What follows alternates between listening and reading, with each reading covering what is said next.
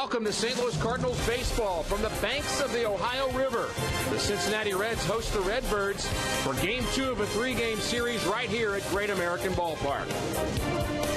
Glad you're with us. Rick Horton with Al Raboski. The Cardinals have dropped 3 straight decisions to Cincinnati, and now they're going to have to get some production out of the top of their lineup. Yeah, Mike Matheny put another lineup out there. Of course, Carpenter had a very good game last night. He drove in the 2 runs with a home run, and the guy that scored ahead of Carpenter was Grichuk. He has a 7-game hitting streak, and he's been hitting very well. But we have to start manufacturing some runs. 2 young starting pitchers again here in Game 2 of this 3-game series. David Holmberg and Carlos Martinez. Beautiful night for baseball from Ohio.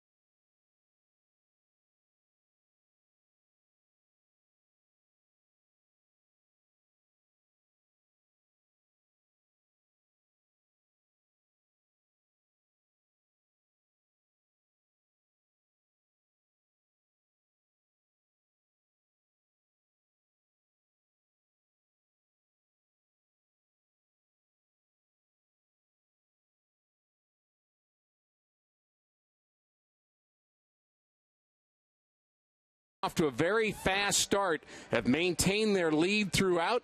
The Pirates, in yellow, have overtaken the Cubs for second place. They trail St. Louis by 5.5 games. The Cardinals will go with Carlos Martinez. He's been a bright spot, an all-star season. Martinez looking for victory number 12. That's coming up next on Fox Sports Midwest.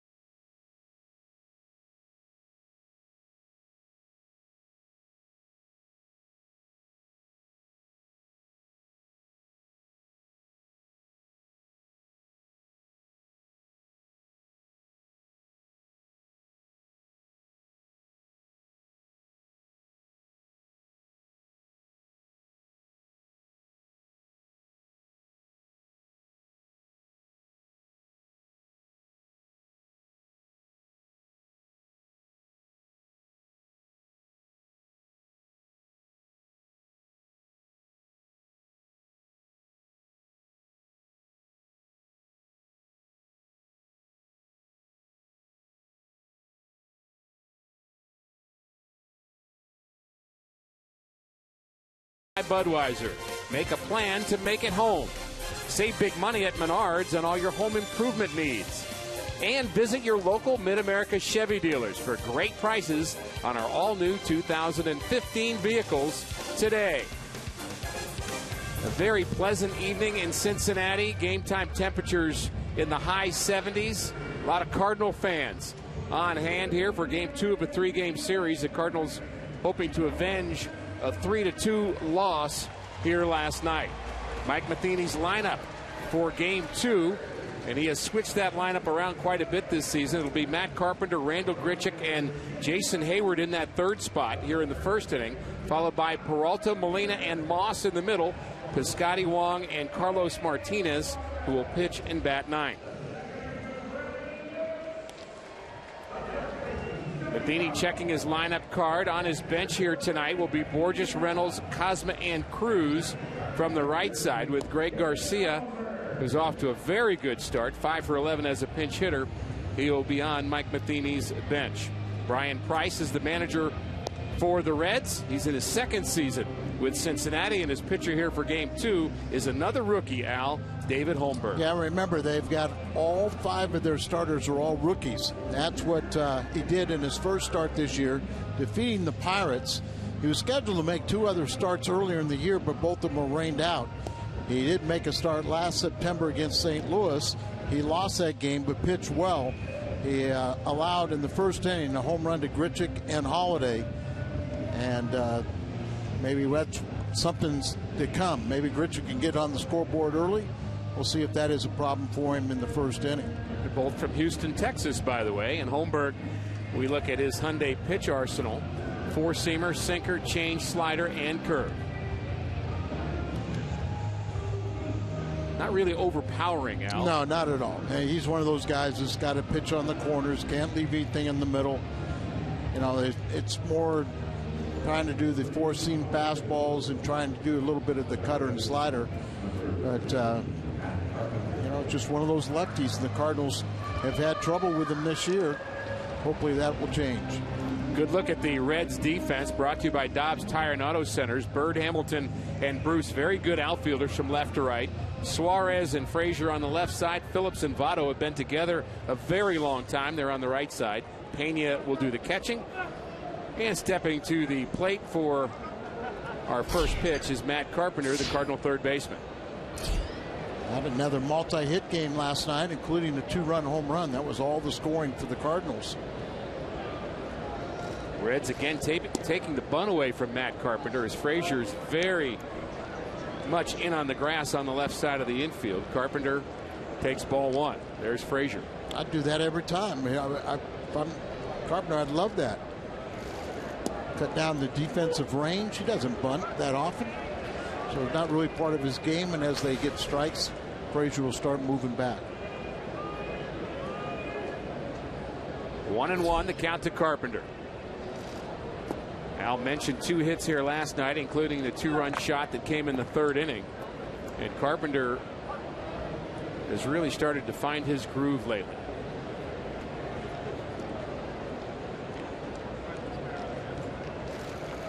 We talk about all the time how Matt Carpenter goes kind of is how the Cardinals go. When he's already got a career high in home runs this year.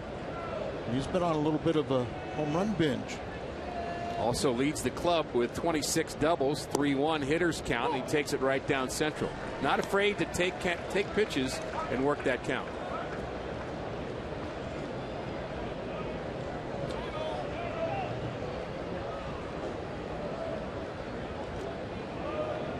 The payoff pitch.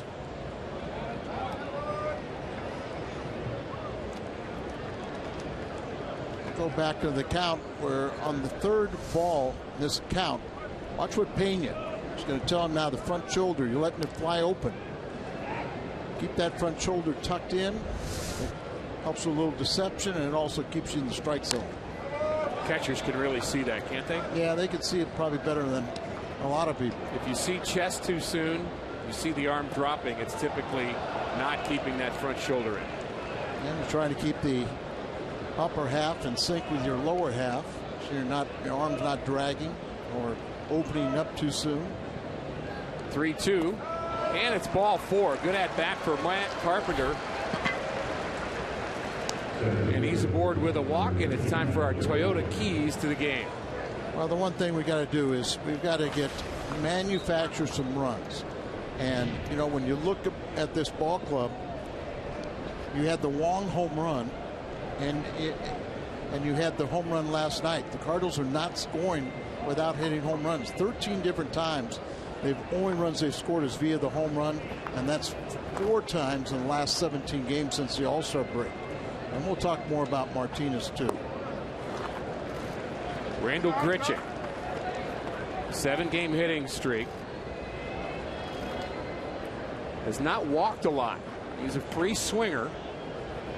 But when he swings and when he makes contact, he hits the ball as hard as any Cardinal.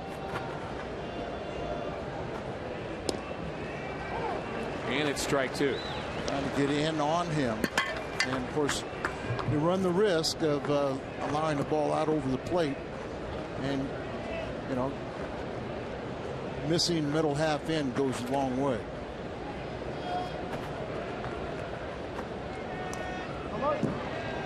Randall did hit a home run, as I said, last September against Holmberg. Numbers for Randall, very good. One of the top rookies, really, in the National League. When you start looking at his numbers up against others, Peterson, Bryant, Duffy, very favorable. Third baseman for the Giants. The 0-2, breaking pitch, fouled off. Now you're talking about manufacturing runs. The Cardinals, the offense has been kind of interesting really all season long. They are 4th in the National League in batting, and you'd say, okay, that's one metric. But when you look at scoring runs, they're 8th in the National League, and they're 7th in slugging percentage. So they're just not, or on base percentage, excuse me. So they're just not finding a way to get enough base runners and putting it together well enough. Yeah, and you also talk about, you know, there is not that much speed in the Cardinals, but we do have some guys that are capable of stealing. You got the hit and run you can implement. We talked about it last night, but Peña's not a good throwing catcher. So if you can get a pretty good jump off the pitcher, you know, that's another aspect. Get some movement out there and make things happen. Short lead for Carpenter. And Grichuk is jammed. A lazy fly ball to center field. And that's Billy Hamilton. We were speaking of slugging percentage, and you look at the highest slugging percentage in a rookie season for a Cardinal. This is since 1945, so this is covering a long period of time out. Pujols with the highest, Chris Duncan second, and look at Randall Grichuk making that list as of now at 571. And Chris had that good start to that 2006, but Grichuk, I think, you know, is going to be one of these guys that we're going to see around here for a long time. I agree. Jason Hayward hitting from the left side. He's hit lefties very well this season. The shift is on for him with the infield. Frazier way off the bag at third. Seen Jason taking more and more pitches to the opposite field, which would beat this shift. Hitting 300 against lefties this year, and he's 1 for 2 off a Holmberg. Holmberg has not showed his move to first base yet. And you mentioned he pitched well his last outing. That was against the Pirates. Cardinals rooting for him on that particular night. Went 6 innings, gave up just 2 runs against Pittsburgh. There's the move. And that's why we didn't see it. Throws it away through a sailor past Joey Votto. Votto didn't look like he was really interested in going after that ball. And what helped save it was the fact that it went into the camera well, apparently. But it really wasn't that bad of a throw. And he kind of just trots after it, but goes in the camera well, so no further advancement for Carpenter. Scoring is E3. Well, that's what I can understand. I agree. I'm okay with that.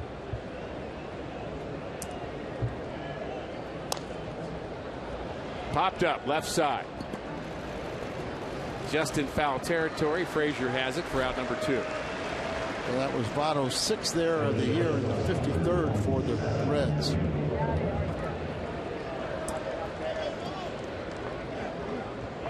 Hey, Votto is a tremendous player. I mean, he's a top-notch player, MVP caliber player, but there's some moments where you kind of shake your head at him, don't you? Yeah. Getting paid an awful lot of money, and most of the time when you get paid that money, you want to drive in runs and be a big production, where apparently a lot of people criticize Votto and say all he wants to do is win the on-base percentage championship. Hard hit, but foul. Watch out in the front row. Johnny Peralta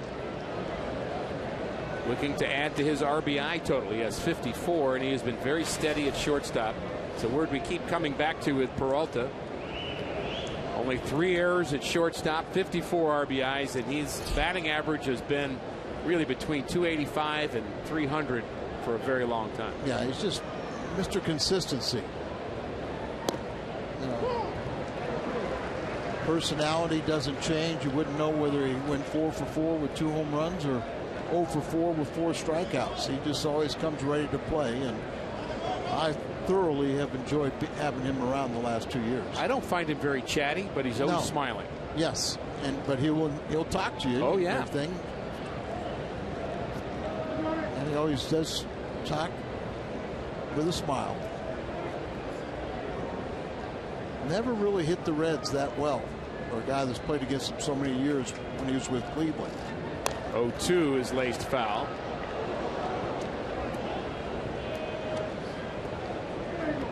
Again, Holmberg is not going to overpower hitters. He's going to try to trick you. He's listed in the media guide as 6'3", 243 pounds.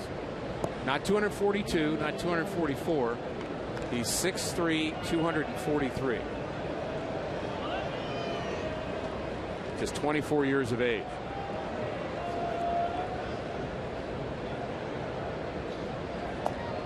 He was originally drafted in the 2nd round by the White Sox and then was traded in the minor leagues to the Diamondbacks and then on to the Reds. Really just a 500 pitcher in the minor leagues, but he's getting an opportunity here with the Reds remaking their rotation.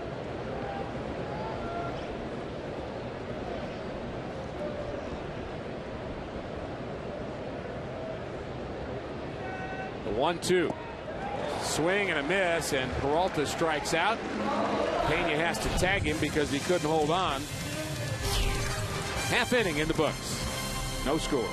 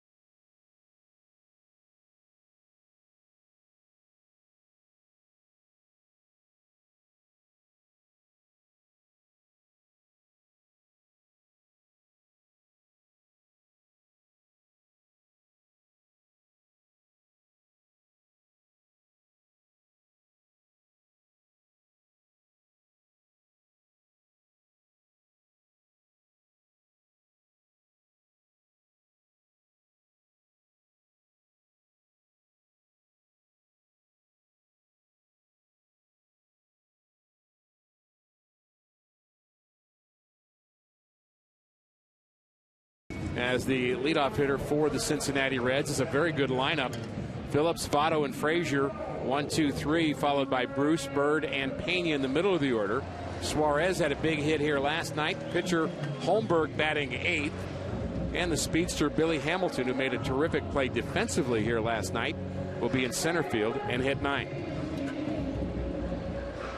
See if we go and get a bounce back game from Carlos Martinez. He's had such a super year. You don't want to have it kind of foil right now, but Carlos is coming off really only his 3rd bad outing of the year. He had 2 in early May. He gave up a career high 10 hits in 5 innings of work and 5 runs in his last start against Colorado. So he has pitched well this year against the Reds. This is his 3rd start against Cincinnati this year. Always fun to watch Carlos.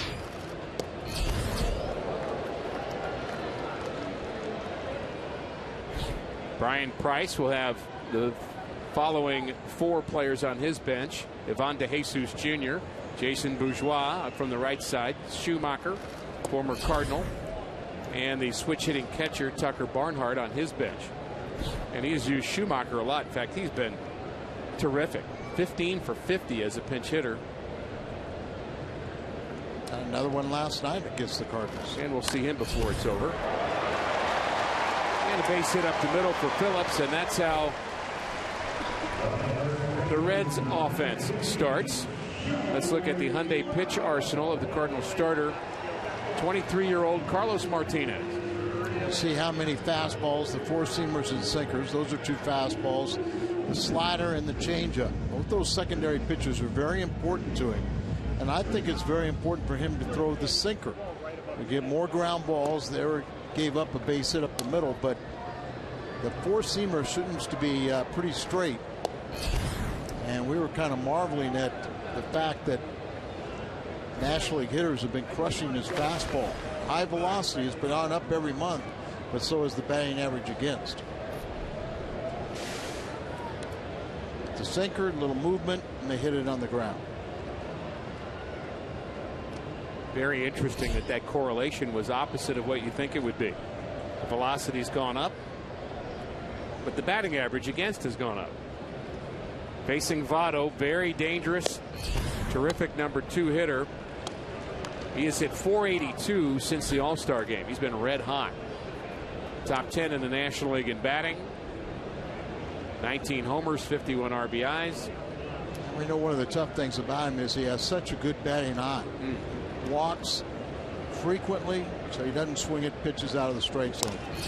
Ground ball. Martinez knocks it down. He goes to second, and he's out at second. I didn't think he had a chance there. He backhand flipped it to Johnny Peralta and somehow got the lead runner, Brandon Phillips. Well, it looked like it was going to be a mistake when he tried to go to second, and as you said, by flipping it backwards, you don't have time. Converted shortstop, so he always is very athletic and usually fields his position, but doesn't get much of the throw, and you're hoping that Johnny didn't get hurt there with Phillips going in, standing up, and kind of get your hand or your wrist tangled up there in his feet, but you get the lead man and still got a double play in order for a slumping Todd Frazier. Good thing that flip did not surprise Peralta. I think it may have surprised Brandon Phillips a bit. Yeah, because Brandon went in standing up, not expecting that play at all, and I think that's a good point and probably the reason why he was out. Frazier, you mentioned, has been struggling. 0 for 4 here last night, a couple of strikeouts. Had a nice talk with Frazier before the game. See if he's recovered from the All-Star. Popped up right side. I fully understand that question. Out number 2. Let's take a look at the defense behind Carlos Martinez here tonight. The Cardinals have been very steady defensively. Good outfielders, Piscotty, Grichuk, and Hayward from left to right. Peralta and Wong up the middle. The newcomer Brandon Moss at first. Matt Carpenter, the veteran, at third. And, of course, Yadier Molina behind the plate. So the recovery, Al, your question? Yeah, I mean, he was the face of the All-Star game with it being here in Cincinnati. Hard hit to center, but in the tracks of Randall Grichuk, who squeezes it for out number 3. We'll have more on that next inning. Good first inning for Carlos Martinez.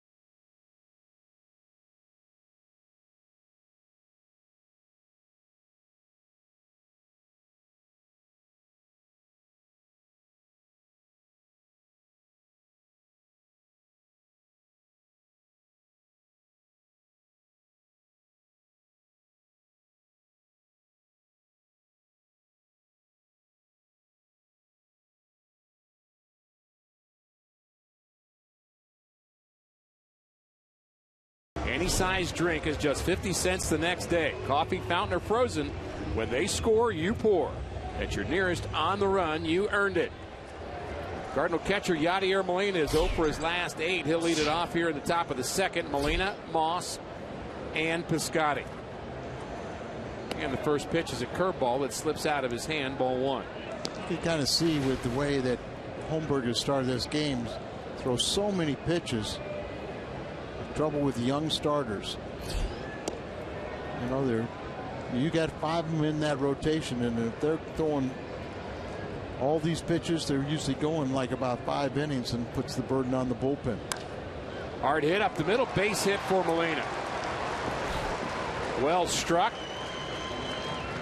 And the Cardinals have their leadoff runner aboard for the second straight inning. Sounded good, didn't it? Tries to get in on him, and you see the ball's out away from him, and he just takes it back up the middle for a solid base hit. 2 innings, the leadoff man on both times. Missouri Lottery Fox Tracks bought us that particular delivery from Holmberg.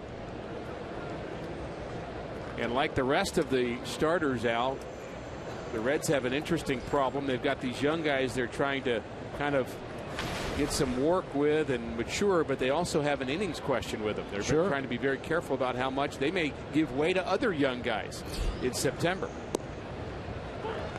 There's a strike to Brandon Moss. Brian Price, very capable. He was the pitching coach before being named the manager here with the Reds before last year's season. He'll keep an eye on these guys and they'll watch it, but they'll, like you say, they'll bring up more people. Starter last night, Anthony DeSclafani, went just 6 innings, had 9 strikeouts. But there's an example. He probably could have gone longer, but why bother? Where the Reds are right now, they're trying to build some confidence with him, and that's the kind of decision he's going to be facing the rest of the season. Exactly. And now that was relatively efficient, especially with 9 strikeouts. Curveball in the dirt and a wild swing there from Moss. 2 strikeouts for Holmberg. And again, the 5 rookie starters, Al, for Cincinnati. You see the old man is last night's starter. He's Sclafani, and he's made 26 starts. Tonight started. This is his 8th major league start. Tomorrow's, he's still in the teens. They had the young man Sampson. He started on Sunday, and that was his first major league start. So Homer Bailey is the only kind of veteran, but he's out for the year with injury. He's going to be the tutor. And one, you don't want to have a pitcher named Homer. And 2, he's had his problems in this ballpark, so you got to be careful what he might teach them. Is Bob Walk better than Homer Bailey? Yeah, Bob Walk's better. Okay. But you don't want a Bob Walk followed by a Homer Bailey. Homer Bailey, yeah. That's 2 runs. That's 2 runs. I'm with you. Ground ball right side by Piscotty, and they get the lead runner, Molina, at second. Nice play by Phillips, the former Gold Glover. Phillips defensively is always going to make the right plays and always flash that leather for you. Always felt with a young pitcher, the one thing you didn't want to allow was for them to get in a groove and start to feel like it was going to be easy for them, to where their confidence would grow. Try to get to them early. Well, I think when you're talking about a young club in general, and this is a young pitching staff, but veteran players, position players, that, where they are in the standings, and with the Cardinals being the best team in baseball record-wise, you jump out on top, they'll look for tomorrow. But if you let them hang around, then they feel like they can compete and play with you. Colton Wong at 271, one of 4 lefties in the lineup. He takes a strike. 1-1. Wong in that 8th spot, I think, really mostly to spread out the left-handers in this lineup. I think so too.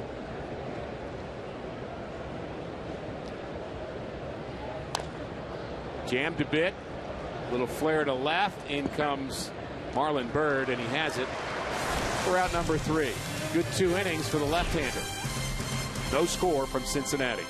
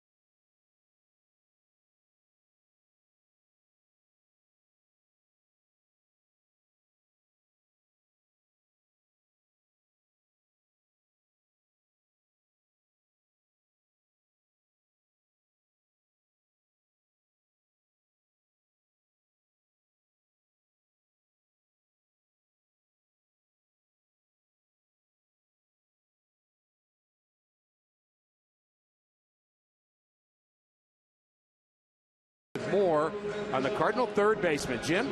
Yeah, Rick, Matt Carpenter has been on a roll ever since he's been reinserted into the leadoff spot. Carpenter's numbers over that 5-game stretch, hitting .429, 4 homers, 2 doubles, 7 RBIs. So is there a correlation between the uptick in production and being back in the leadoff spot? Carpenter said this: I don't want to think so. There's a definite confidence level there, but where I hit in the order should have nothing to do with my production. He says it's just the ups and downs of the season. As he put it, you don't wake up one day and forget how to hit. Rick, he says even when he was slumping, he never lost confidence in his ability to hit, and he says it was really just a matter of time before he got it going. That's great, Jim. Terrific stuff. I did see that interview, and Al, just to kind of jump on what he's talking about there, for Matt Carpenter to say, I don't want to think that it's just being in that leadoff spot. I can't think that way, because what if he's called upon to hit second and third again? You don't want to have that kind of negative attitude. And I think he's one of the guys that has that mental approach that he can hit in any spot. But you know, you are a human being, and there's certain spots you feel more comfortable. He's had a lot of success in that first spot, and the numbers dictate that's where he should hit. 2-1, grounded to the left side and right on cue. Carpenter makes the play across the diamond to Moss.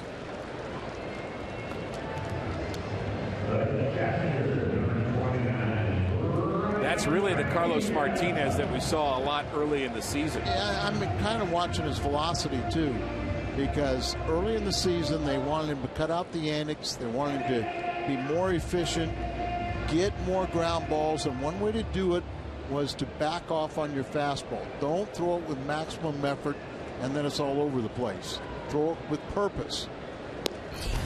And, you know, really throw more of the two-seamers where you get those ground balls and get quick and efficient outs. But as the months have gone on, he's gone back to throwing fastball harder and harder each month. Switch hitting catcher is Brian Pena, better hitter from the left side.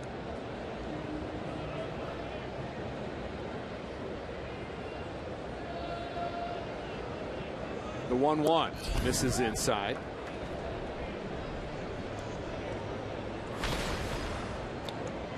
Martinez has been spinning off towards first base, and sometimes when you're, you know, a little hyper, you'll spin that way, fall to the first base side.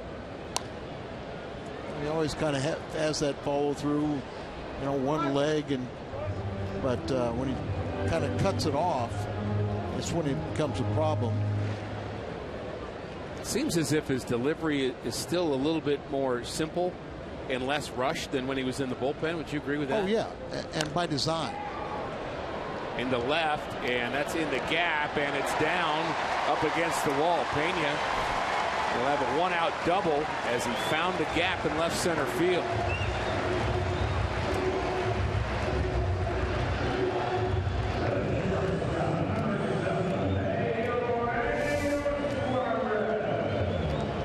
It's kind of gets on the side of a breaking ball and it stays up, and Pena does a good job to hit it out to left center. It was out, up and away from him.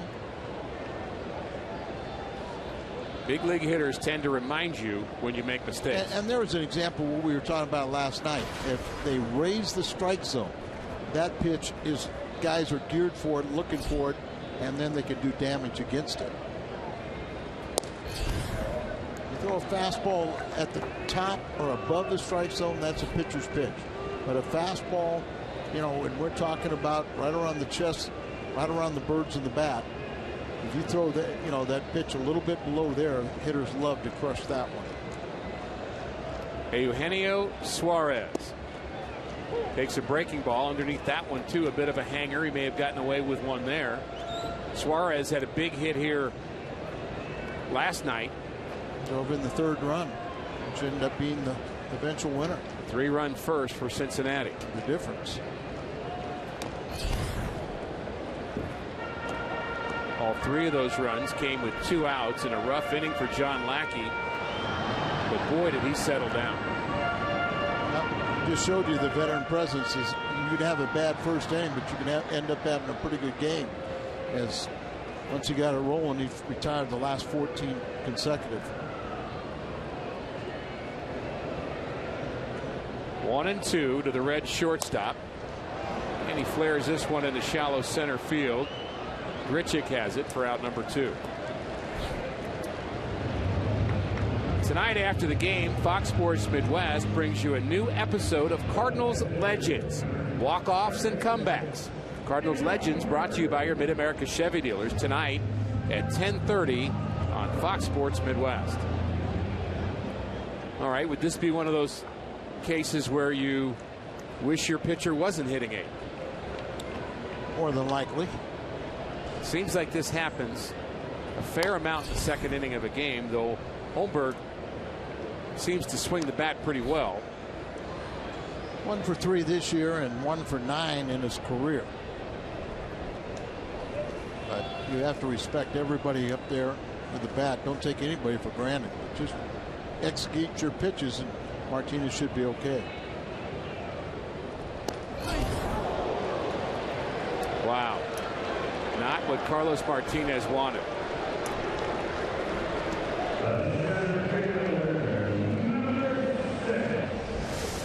It's the 5th batter he's hit, and here's a pitcher, and look at how far he misses the plate.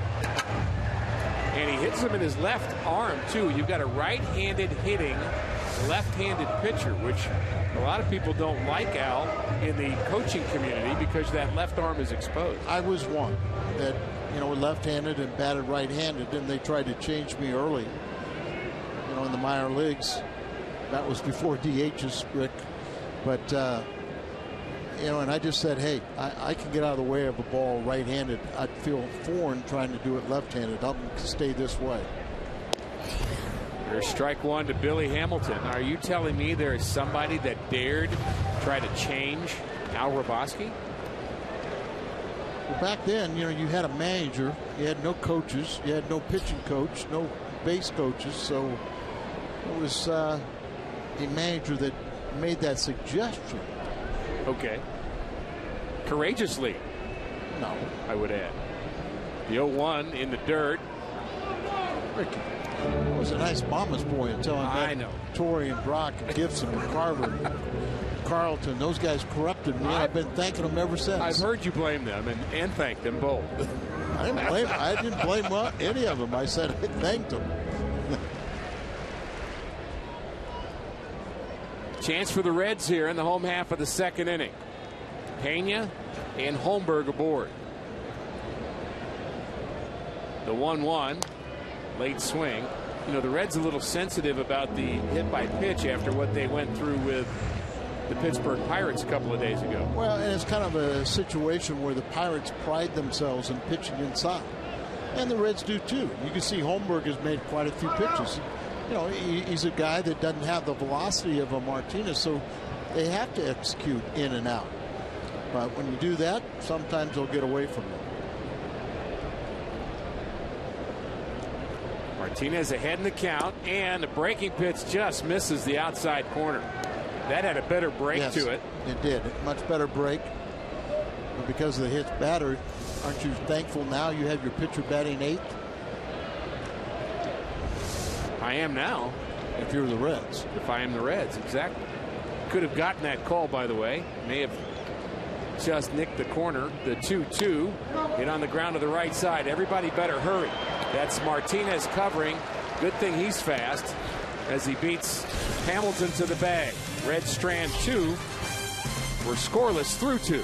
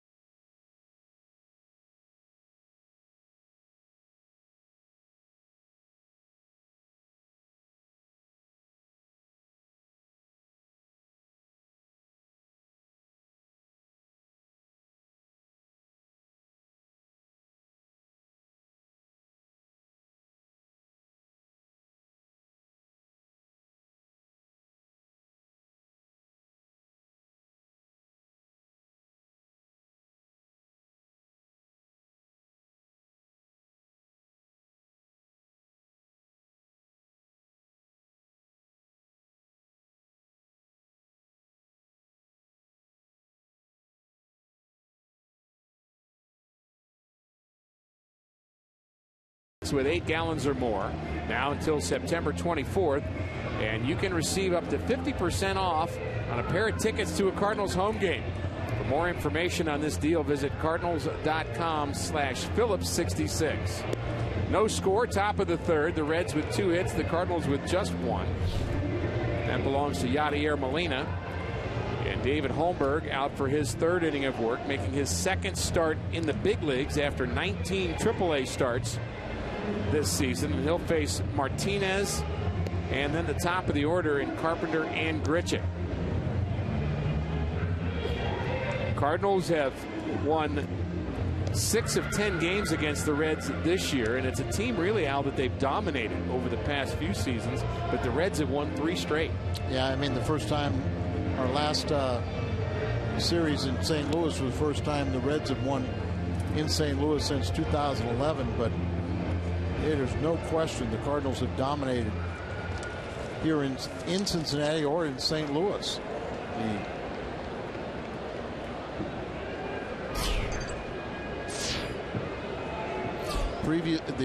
The previous 17 series for St. Louis, the Reds are 3-14.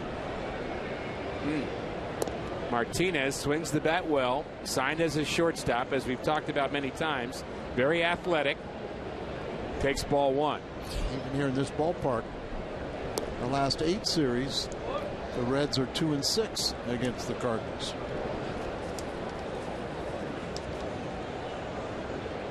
I'm in favor of a pitcher taking when it's 2-0 almost always. And even though I'm in favor of it, Martinez swung at that 2-0 delivery.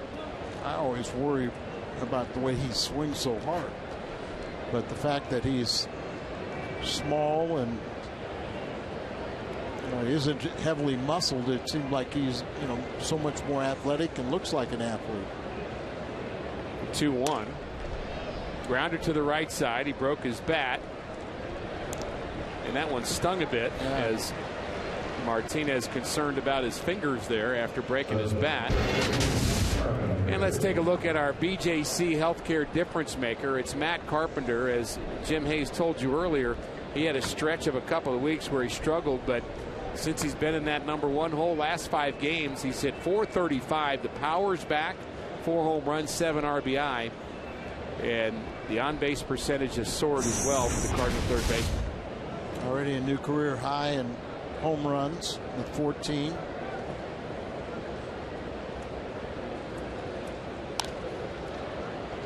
Carpenter jammed.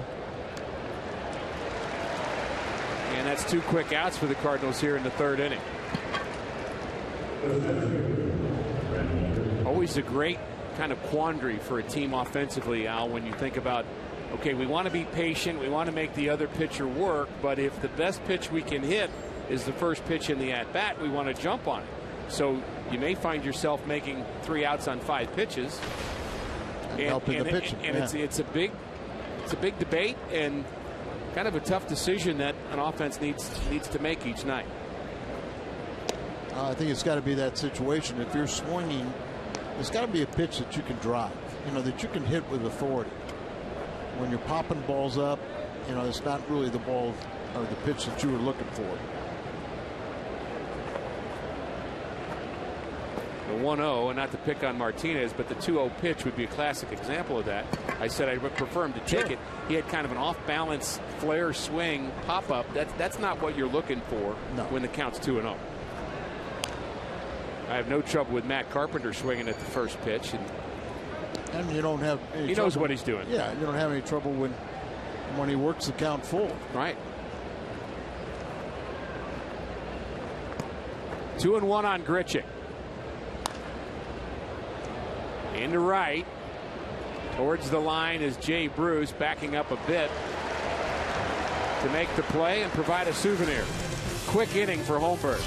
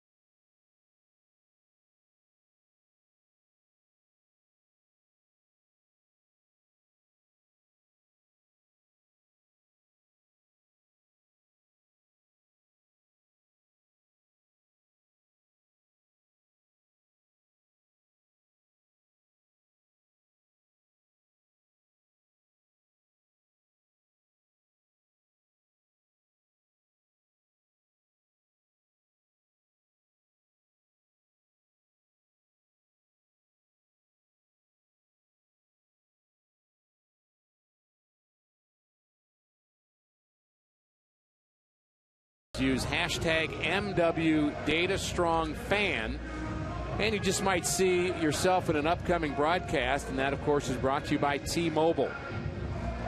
A lot of Cardinal fans here in Cincinnati for this 3-game set. The Cardinals will head on to Milwaukee from here, and the Cardinals are really a team that's used to playing at home since the All-Star break. Only 3 games on the road, 2 games in Chicago against the White Sox, last night's game. So plenty of home games. Well, we're all going to end up 81 home and 81 on the road. At the end of the day, that's how it works. One thing Martinez has really done is he's controlled these first 5 in the order. Right side, Moss should have room, and does. Now the first 5 in the order after Phillips got a base hit earlier, first time up, they are 6 for 48 against Martinez. It's a good way to win. It's a pretty good first 5 too when you think about Votto, Frazier, Bruce, Bird, Phillips. Those are very accomplished hitters. You know, in his 2 previous starts against the Reds, came into this action today with a 2.25 ERA. A .92 whip. The only problem he's had is he's allowed 3 home runs. 3 solo shots, 1 to Hamilton, 1 to Bruce, and 1 to Cozart, who's injured and out for the rest of the year. Cozart was starting to be a thorn in our side, wasn't he? Yes. Noted for his defense, but he got some big hits against the Redbirds. Sure did. 2-0 on Votto. Seems like that's something we say a lot. Now 3-0.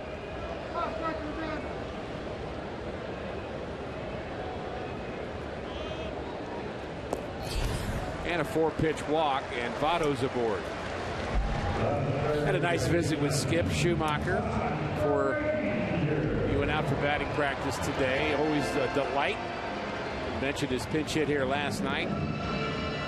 I talked to Skip's a real pro. I talked to him during batting practice, but you're right. Maybe some clubs now that wish they would have taken a flyer on him, and they still could. Still can make trades. You just have to acquire waivers on players. And Skip's showing he can be a pretty valuable asset to a winning club. Breaking pitches high. Cardinals have thrown a lot of breaking balls to Todd Frazier over the years, and it's documented that his ability to hit the breaking ball has increased year after year after year at the big league level. So you can't just expect to get him out with breaking balls only. That's going to be a tough play. Let it go, let it go. Look out. He's been slumping. And when you get a hit like that, you're a big power guy, and you get a gift like that, look out. Good things are usually coming behind it. We've seen it happen.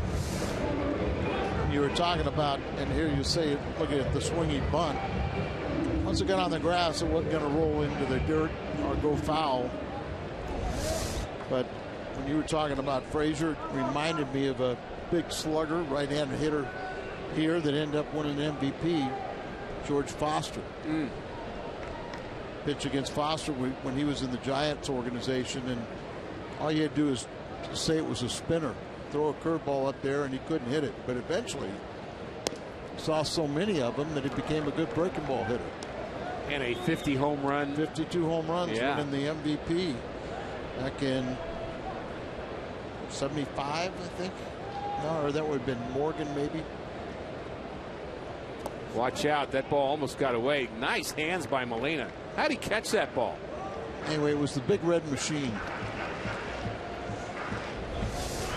How about the reflexes here?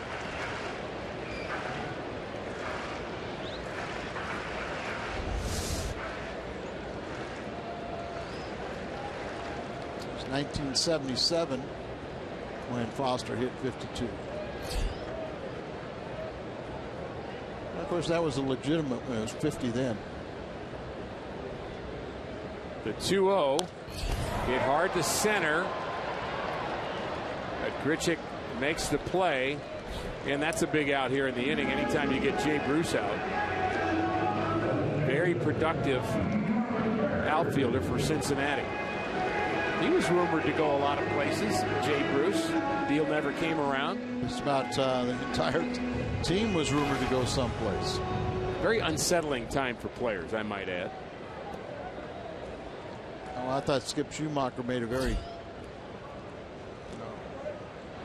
astute observation when he said it's a really weird because we're so used to being buyers, not sellers at the trade deadline. Had a lot of young guys unnerved.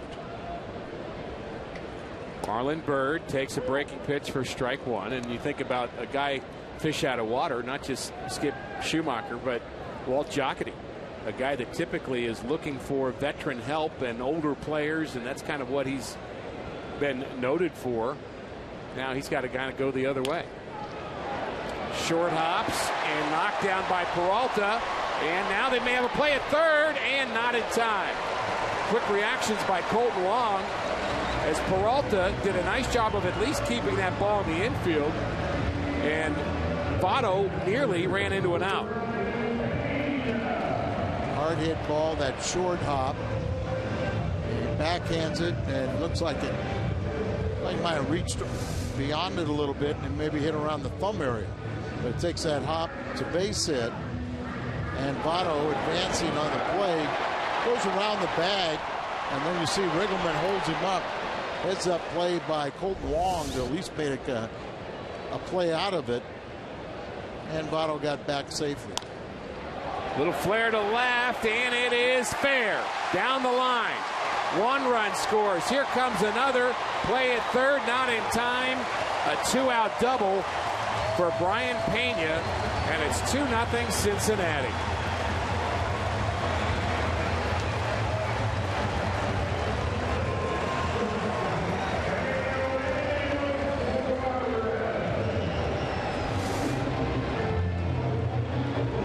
Starting to run away from him, so he hits it, and then coming off the bat of a left-hander is going to slice away from our left fielder, Biscotti, and goes into foul territory.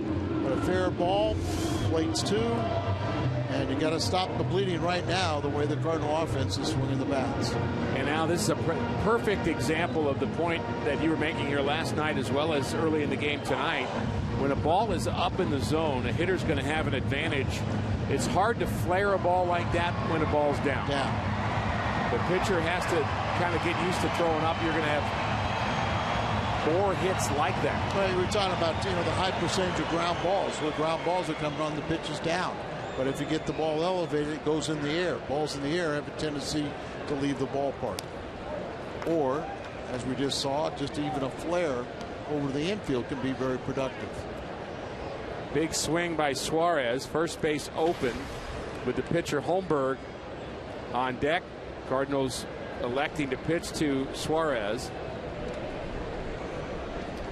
Molina sets up way outside, and that's where Martinez delivers that fastball. 1-1. Earlier in the year, you would obviously say go right after him. But right now, the way he's a little more hittable, you better make sure you get the 8th place or the 7th place hitter out with the pitcher on deck. Suarez is going to have to finish this at bat with a different weapon. Players have multiple bats ready. They have their gamer they'd like to use and often attach some superstition to their gamer. It seems to be working. They're always working in batting practice to get other bats ready to go. Part of the speed-up rule is having the bat boy at the ready with another bat. The 1-2, swing and a miss. That bat didn't work. Some trouble for Martinez, however, here in the third. 2-out double, 2-0.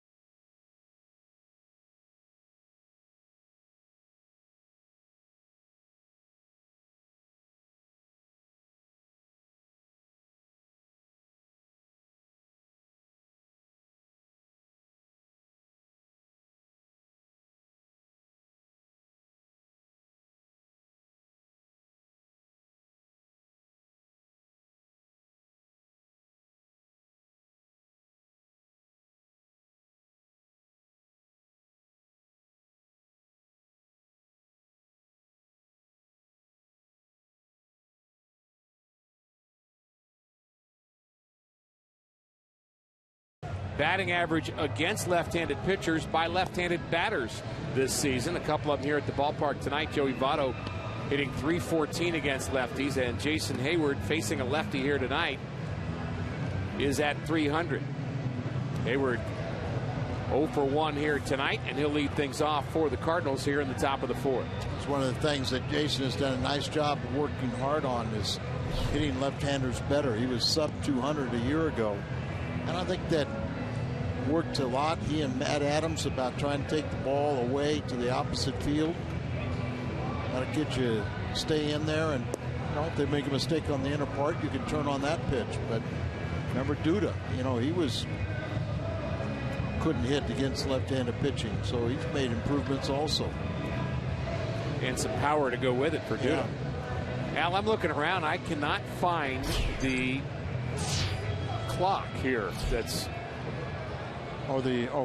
supposed to clock. Let you know when you're ready to pitch. I've noticed that Holmberg a couple of times in this game, including the first pitch of the game, has been, seems to me, a minute or two behind, which doesn't bother me, but can't recall the last time we even had a reference to that clock in the speed up rules of baseball. But I'd say that's been pretty seamless. Yes, I think everybody's done a real nice job, and it's the hitters, and you just see an example of it right there. You're keeping 1 foot in the batter's box, but you're adjusting the gloves and do it a lot quicker. Used to laugh in the 70s. We had Mike Hargrove. He would do that with 1 foot in the batter's box, and everyone called him the human rain delay. And now you watch every hitter step out, and with the speed up rules, I think they've done a good job of trying to enforce the rule, or at least adhere to the rule. And a leadoff walk for Jason Hayward. Skip Schumacher told me that Jay Bruce had harder time with the speed up rules than he has. He kind of took to it, but Jay Bruce used to like to walk around the batter's box. And I think we all thought that Schumacher would be one of the toughest ones, but he thinks the rule's been good. He likes it. He thinks it's been good for baseball. People. I think Steve Braun might have been the first guy that I noticed that they kind of reset themselves mentally before they got back in the batter's box. Every time I think of Steve Braun, he was a funny guy, great teammate.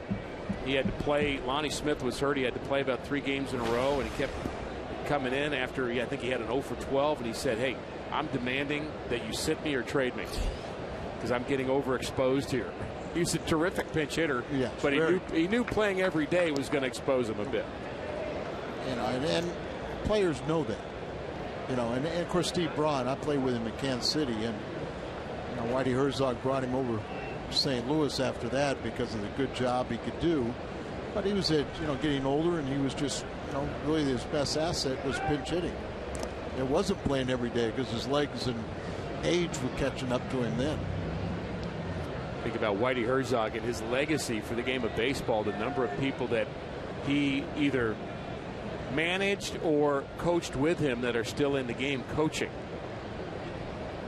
Really a terrific teacher. You think of Jose Oquendo and Nick Leyva with Pittsburgh, Pirates. Jim Riggleman here with the Reds. Hurdle. Clint Hurdle. Cardinals trying to get those runs back. A 2-run bottom of the third for Cincinnati. Brian Pena, 2-out double into the left field corner, the difference in the game. Peralta certainly the ability to tie it with 1 swing of the bat.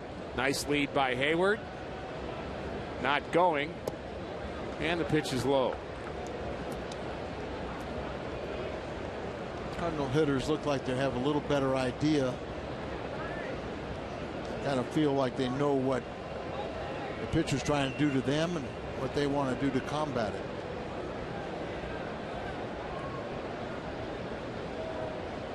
The 2-1. Hard hit right at Frazier on to first base, and they got it.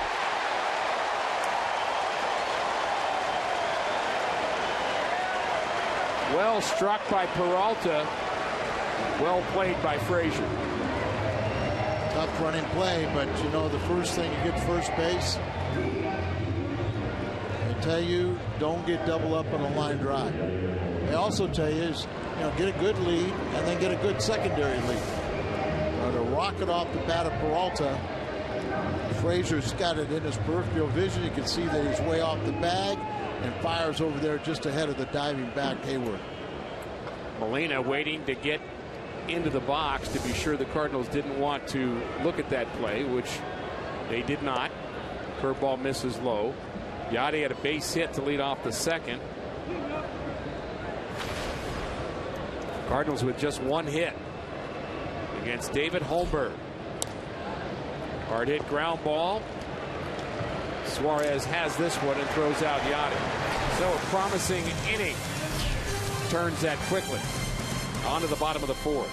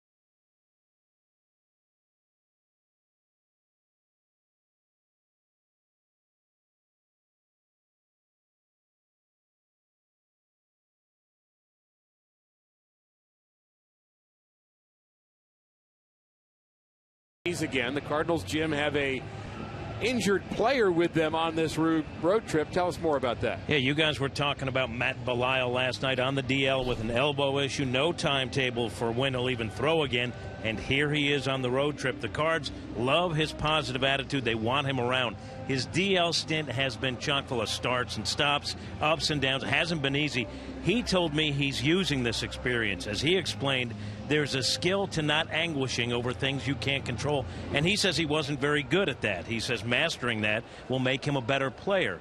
He calls being on this road trip a gift. As he told me, when it comes to this team and his teammates, quote, I don't want to miss a thing. Ricky, that is a positive outlook.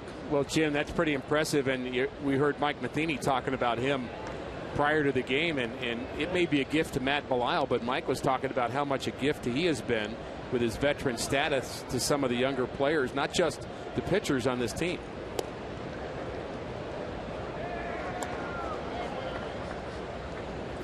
Not just the younger players, but also some of the new additions, guys who weren't familiar with how the Cardinals go about doing things. He's that go-between. So not only the young players, but the veterans. And again, it's that positive attitude that they love about Belisle. Need guys like that, Al, don't you? Well, I was going to say, too, it's really a compliment to Matt Belisle, because oftentimes if you have a player on the DL, you don't want them around the club if they're not close to coming back. Agreed. You know, they're just like, hey, I'm going to have fun, I'm going to do this, and everybody else is saying, hey, this is work. So, but obviously that's not Belisle, and that's not what Martinez wanted to do. Oh, no. Frustrating right there. A leadoff walk to the pitcher, Holmberg. He's been on base twice now. And now you've got to face Billy Hamilton. Just give him a hit into a double play. Yeah, good luck with that. He has hit into 3, which is kind of surprising. I wonder if they had line drives, hard hit balls, something. Or maybe bunt plays where, They throw to first, and then get the guy in a rundown. Like we almost saw last night. Waves at that delivery. As you and I were debating whether good, bad, and different, how they went after it, or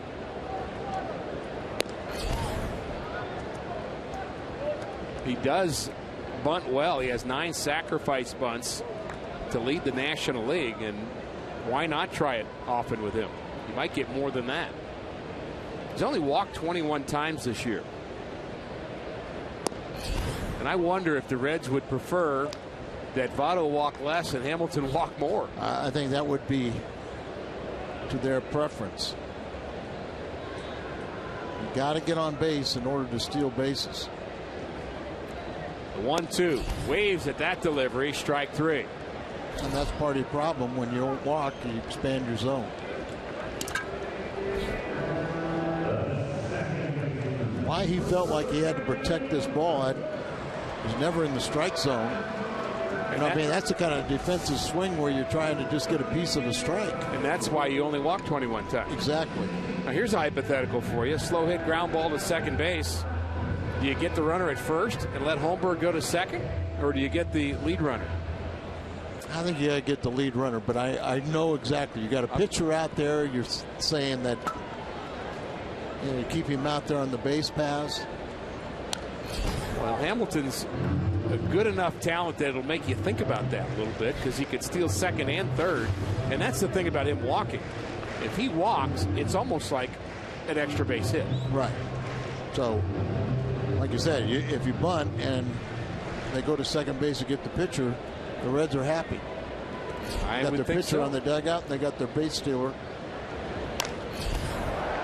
Down the line towards the corner. Hayward giving chase. And he can't come up with that foul ball. Long way to go. Beyond our sight line, so we just saw him start his slide and don't know what happened.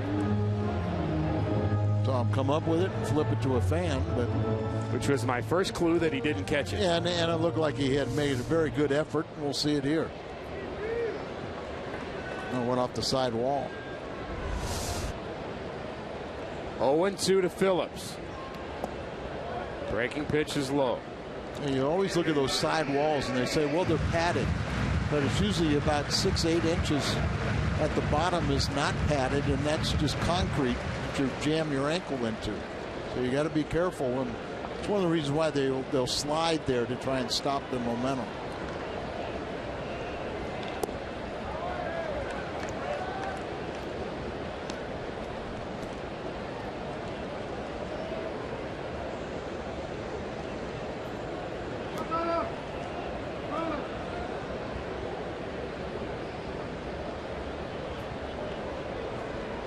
Two and two.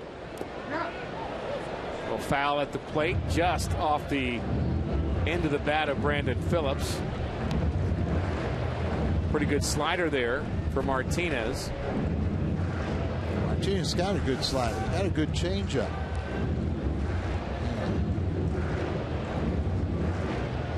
Just does get a little piece of it, doesn't he?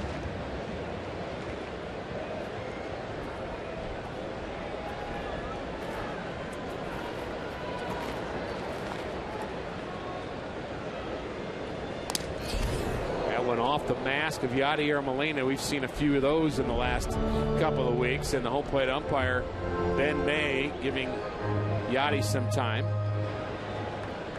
I was talking to Devin Mazzaraco, the Reds catcher who's on the disabled list with not only a little concussion problem, but more importantly the hip surgery. And I was talking with Brandon Moss, Peter Borges, and now Mazzaraco. There's 3 guys that had hip surgery last offseason. There he is. He didn't seem to be so concerned about the concussion syndrome. Broken bat, little flare over the head of Colton Wong and into right field for a hit. And it looked like Colton Wong made one step in. It was kind of like maybe as the pitch was being made or something, but that might have been the one step in kept him from taking the one extra step back to make that play. Also playing at double play depth, trying to maybe that's a step or two in just to be pinched in enough to get that ground ball, and there's that little step you're talking about.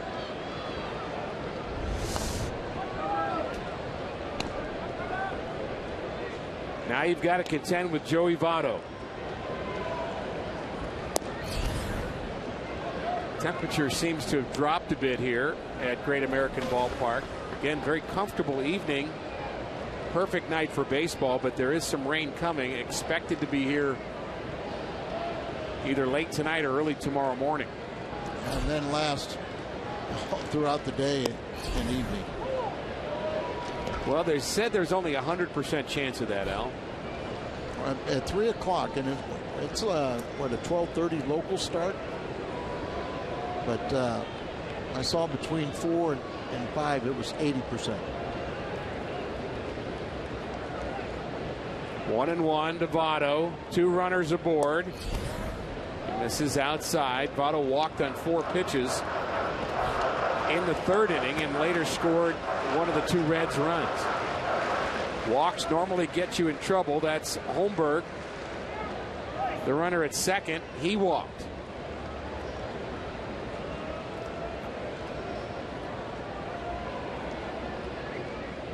The 2-1. This is badly. 3-1. One thing that Carlos has been good at this year, Al, is getting out of jams. Runners in scoring position. With 2 outs, he's been exceptional.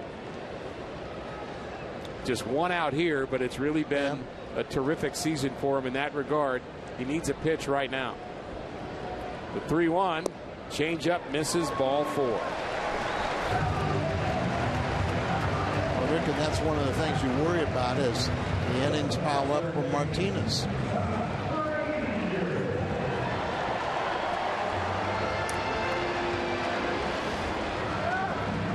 Very good middle of the order for the Cincinnati Reds when you combine 2, 3, and 4 hitters in all of Major League Baseball.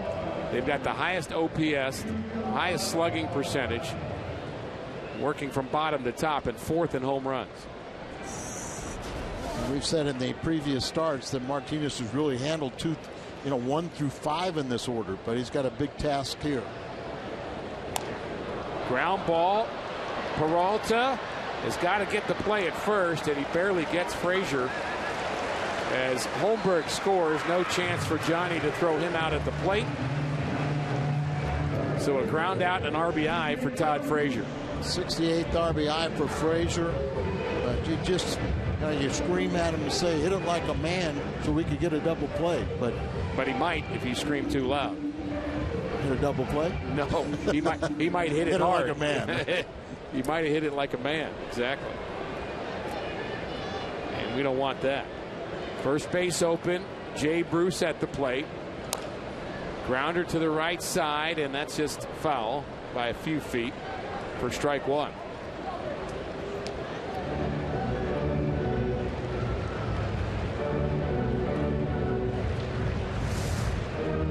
Phillips out at second base, and he knows, trying to get in the way, mess up the timing.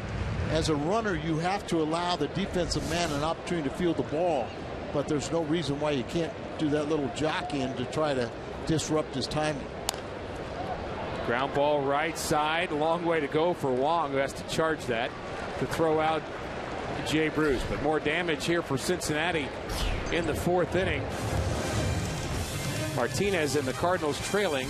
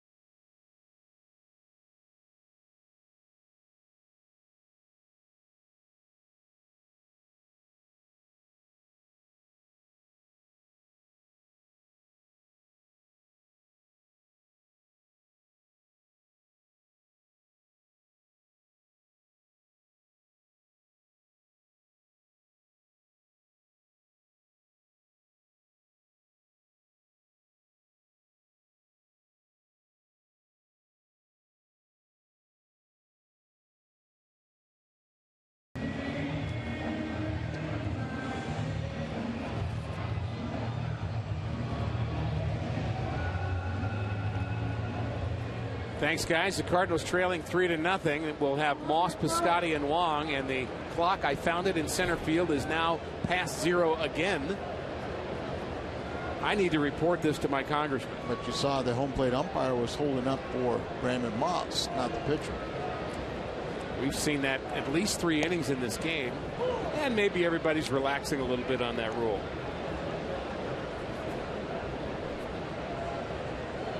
Moss struck out in the second, swinging wildly at a breaking ball, and Moss will strike out quite a bit. He has kind of that uppercut swing, and you know, he's got a lot of power. Had the hip surgery I referred to. And I asked him, you know, if you feel like you're getting your strength back. He said pretty much. You know, it's just you kind of get away from some of the bad habits when you felt like you couldn't swing a certain way.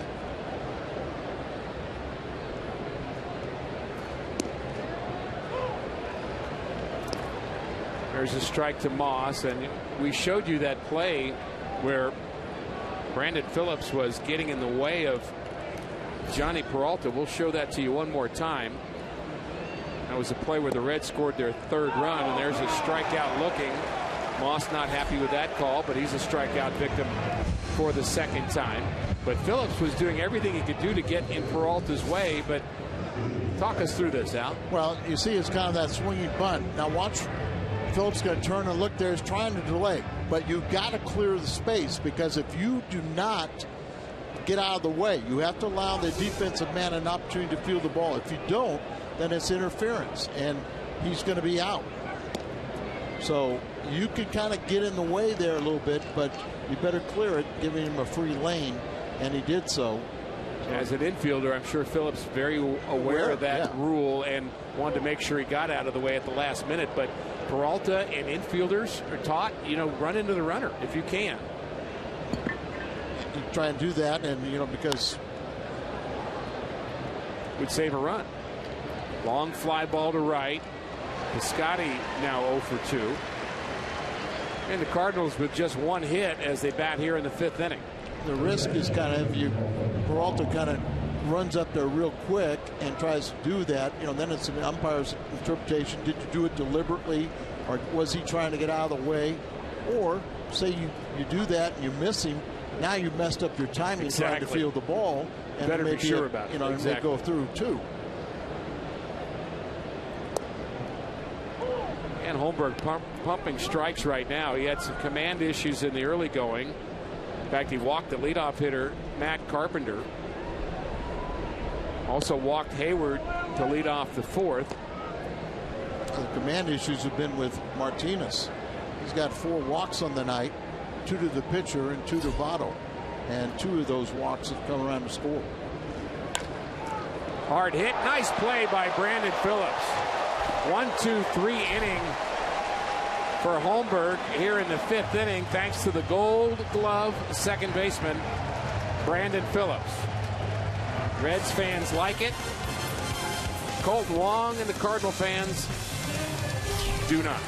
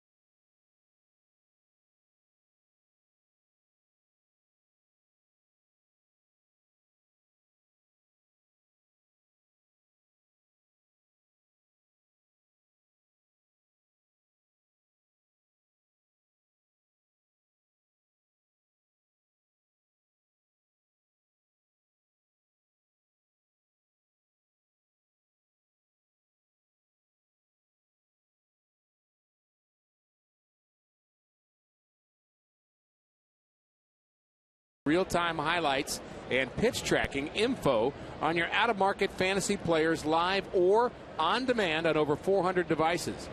Blackout and other restrictions apply. Visit MLB.tv for details. Breaking pitch, ball one. And we're underway in the bottom of the fifth. This is Marlon Byrd, who's 1 for 2. Byrd, the veteran left fielder, has good pop in his bat still. 18 home runs, 39 RBIs. And he fouls that pitch back. 3-0 Cincinnati. I'm surprised nobody took a flyer on Byrd. Yeah. I would think he would have some marketability somewhere. I agree. For a pennant team, you have to think through what team might need him, even if you're talking about a fourth outfielder, perhaps. Somebody looking for an upgrade.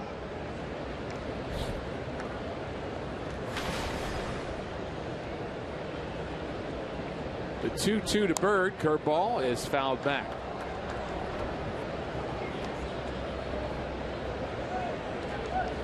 Reds scored 2 runs in the third inning. Brian Pena the damage, 2-out double. Todd Frazier, infield ground out, scored the third run. There's a swing and a miss on a high slider from Martinez. And that's strikeout number 3 for Carlos. Tomorrow on Toyota Cardinals Live pregame, it's another edition of Storytellers. John Mabry talks about his trip to AAA in 2004. That's tomorrow at 11 a.m. on Cardinals Live. Brian Pena, the big hit in this game, late swing and a foul. Cardinals really haven't gotten around to running on Pena. We talked about that being maybe an issue in this series. But when you trail early, you just don't have a chance to run. But our AT&T U-verse rewind, this is the key hit. He didn't square it up, but he found the right spot down that left field line, just fair, and into the corner. Trying to do it again. 1-2. And you just don't like it when a guy does that to you. You see that ball was almost by him when he made the swing, but somehow got it in fair territory and productive. Rolls over on that delivery, and Carlos, when he do it again. took off the mound, he seems to be okay, but it seemed like he kind of grabbed at the back of his leg. Very athletic the way he can bounce around out there.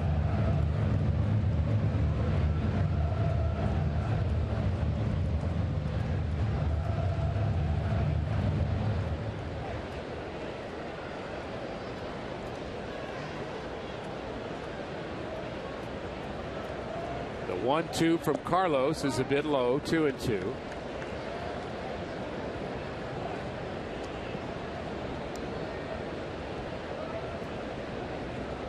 Hasn't had great command of his changeup here tonight. The slider's been kind of in and out. Would you agree with that? Yes, yeah.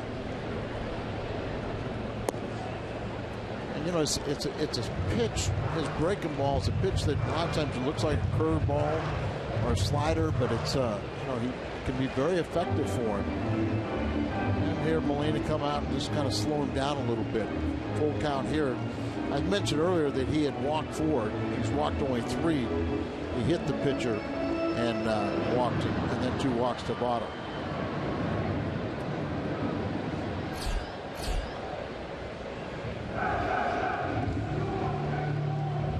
Long conversation there with Molina and Martinez. And you just wonder about that little kind of misstep that he had over towards first base, if that may be throwing him off a bit, and Molina may be checking on that as well. And the 3-2 pitch is grounded to the right side, backhanded by Wong, and he throws out Pena for out number 2.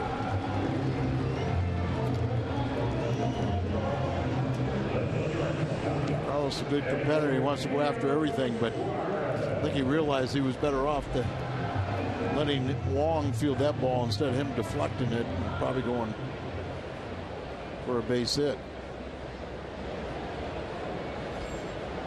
I guess I would describe Carlos as energetic, youthful, and entertaining.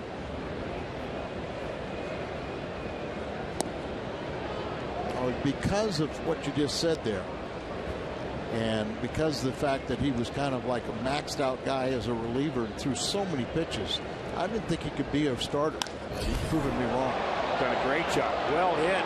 Deep center field. Grichuk is back, and it's off the top of the wall. Grichuk gets it in a hurry. That ball looked like it hit off the very top of the wall. And the Cardinals may get a break there as Grichuk gets it in quickly. A 2-out double for Suarez. I think we saw it both the same way, right off the yellow part of the line, and then bounce back into playing surface. Get a good look here. Who knows, he's just below it. But Grichuk gets it back, gets a carom, and gets it back in quickly and hold him to a double. 4 or 5 more inches, and it's 4-0.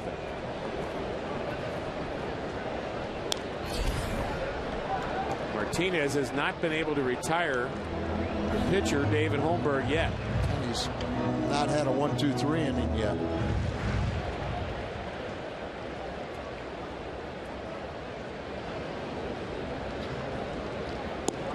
Good slider there.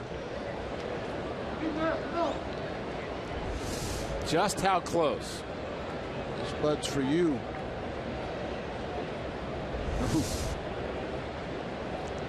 It's below the top of the wall.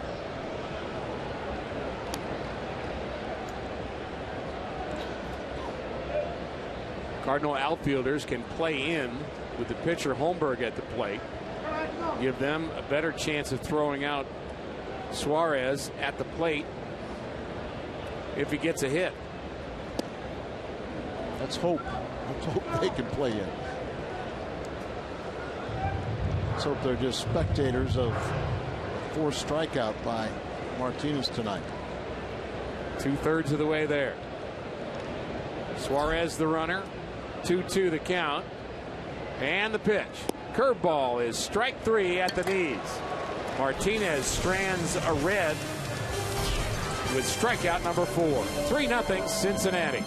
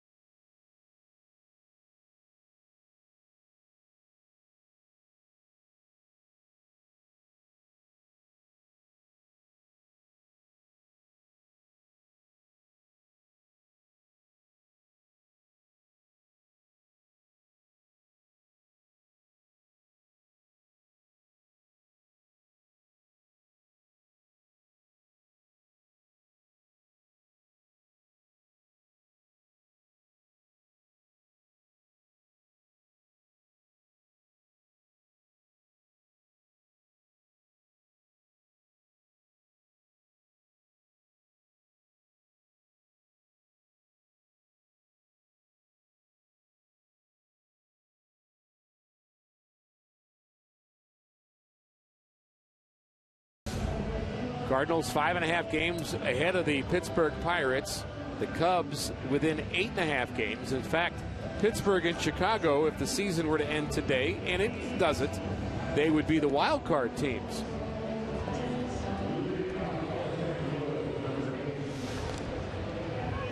And we look at the Central Division season wins.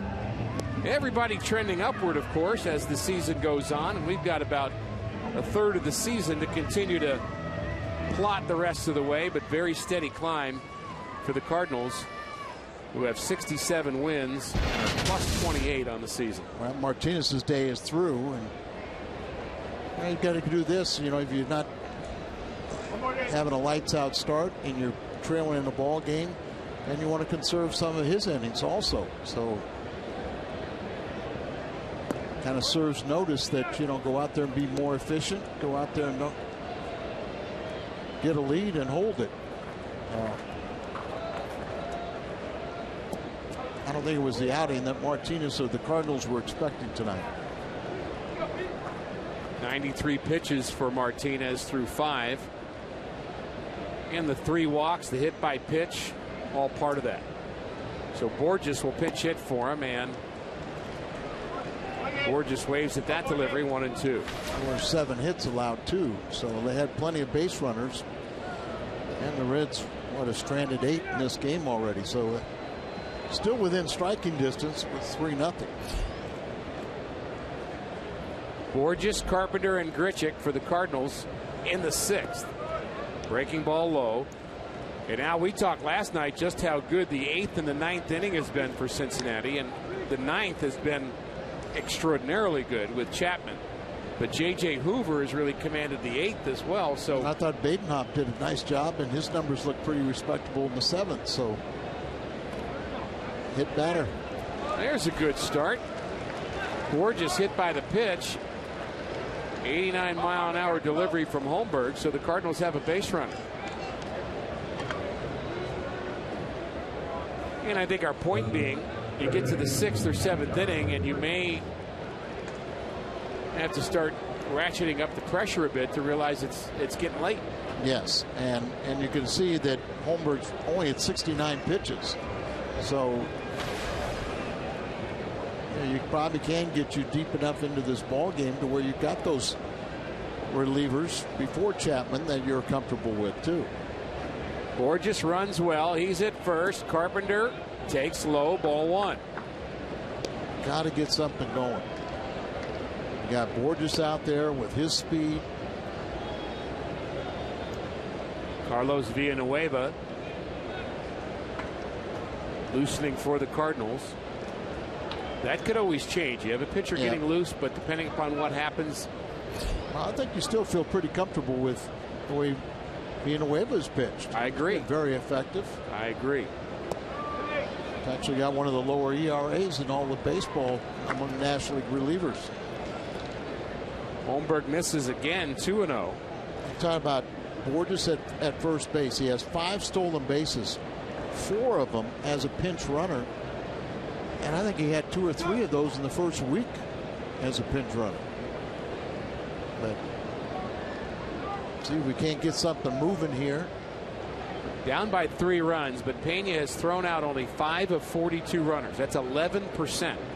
A year ago, strangely enough, he threw out 40% of his runners. So I guess catchers can have throwing slumps. Well, and it could also be too that many young pitchers. Great point. Not holding runners Not as holding well. runners effectively, and that's one of the things you marvel about Yachty is very few people attempt, but the ones that they do attempt usually know that they have a pitcher on the mound with a very slow time to the plate, and they still it's iffy if they can make it.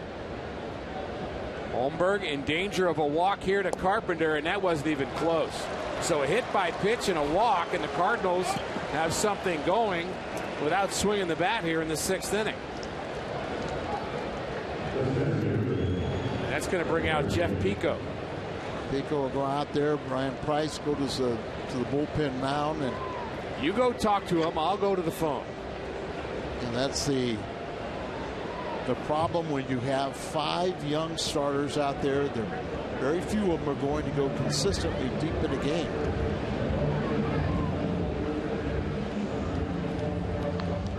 Holmberg, a young left-handed pitcher, and getting left behind. The Cardinals against right-handed pitching this season hitting .264, against lefties just .238.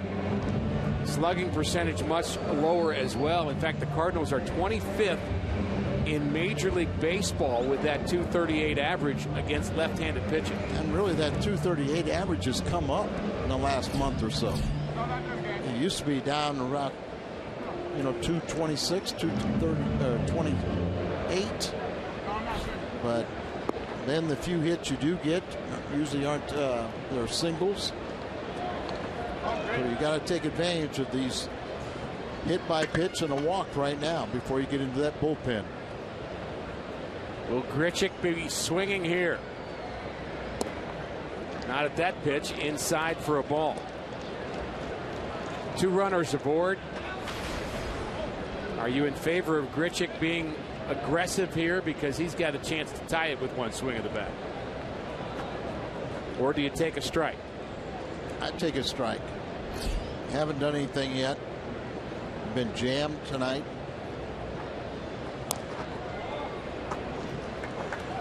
We still got our 1-1 count. Let's pretend he took it.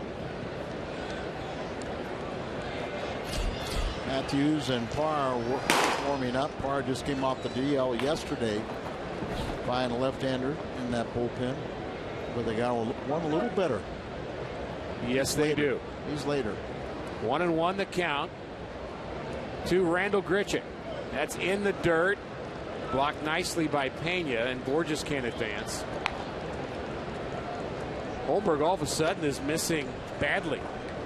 He's not just missing inch or two off the plate. He's in the dirt, way wide, struggling right here. I think there's a few times the Cardinals helped them out, you know, on pitches in on their hands, where they kind of jam themselves or expand their zone. He's got to come to you, Randall. Ahead in the count, 2-1 is Grichuk. This ball hit deep, left center field. This ball is off the top of the wall. 1 run will score. Here comes another. No, he's held at third in Carpenter. That ball was crushed by Grichuk, and it appears to have hit off the top of the wall, just as Suarez did in the 5th. I saw it bounce straight up, and I was hoping it was going to go forward. Mike's not sure. He's going to wait and get video confirmation from Chad Blair. See if the Cardinals want to challenge this.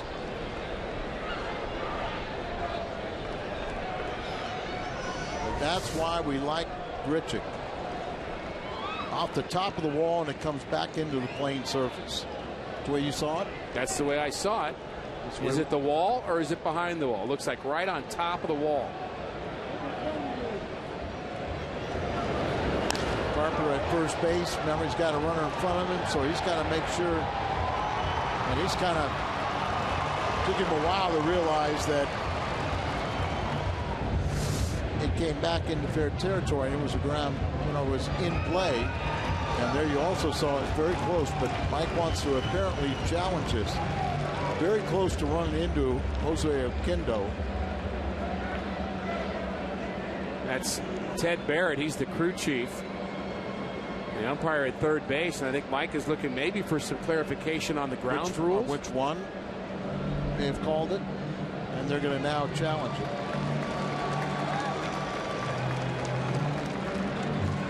So Ted Barrett is the crew chief. Behind home plate tonight, Ben May, Scott Berry, James Hoy, the rest of the crew. And we'll take one more look at it. I think what Mike is thinking is that screen fence right butted up against the padding, because it does look like it almost bounces and then it hits right at the base of that. So it might have hit the green chain link fence behind the padding, but in my interpretation would be that's still in play. There's the fence you're talking about. I think it hit on top of the yellow and then hit right at the base of that green fence. It didn't go over it. So it comes back on the field, it still would be in play. This is actually not a challenge. It's a crew chief review. Any boundary calls come under kind of their jurisdiction to look at that. And Mike Matheny asking them to look at it. Is it a home run or is it a double? There's the pad and the chain link fence behind it. It's not yellow, and I think Mike again wanting to make sure that would have to go over it. I think, you know, I mean, I think it's a little flaw in their design there, that they should almost maybe even put a cap over the top of the green fence so you don't have any disputes. Because I think it hit on that green or excuse me, hit on the yellow right at the base of it, then hit the chain link fence and came back in. It didn't go over.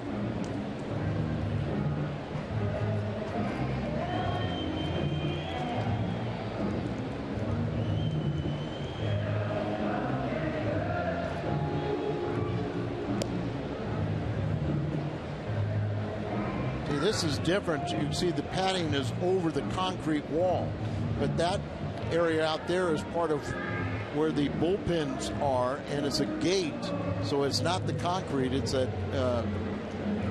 fence. It's also lower than the yellow line, so that's, yeah, it's, like I said, it should be pulled up top or even a cap over it, so you don't have this kind of indecision. Either way, nice at bat for Randall Grichuk, and the Cardinals have gotten right back in this game. They prefer it to be a tie score here in the 6th inning. At the very least, it's runners at second and third with nobody out. This is taking some time for New York to make a determination on this boundary ruling that the crew chief has asked for. That's Ted Barrett listening in. And you'd have to think that everybody in New York is privy to all of the local ground rules. And there are little things about every ballpark, Al, that are unique to that ballpark that are discussed at home plate. Why do they come to home plate? At the beginning of every game, they talk about the grounds rules. Make sure they're understood. And you gotta sit there and think every day, well, it's monotonous. But as you say, these crews are well aware of it. I'm sure they must have a manual in every command center describing the rules, particular rules in every ballpark. And I think this is kind of one of those they probably left out. So they're forced to come up with a decision. Looks like we may get one any second here. I want the home run, but I think it's going to be the double. Ted Barrett poised to make a decision. Didn't play. And it's in play, as you suggested, Al. So a double for Grichuk, an RBI. Carpenter not able to score. That's Grichuk's 20th double and his 39th RBI. Look at it one more time. There's the top of the wall. Does it hit the fence? Is the fence in play? That we don't know. I think it has to be. 4 minute and 1 second delay.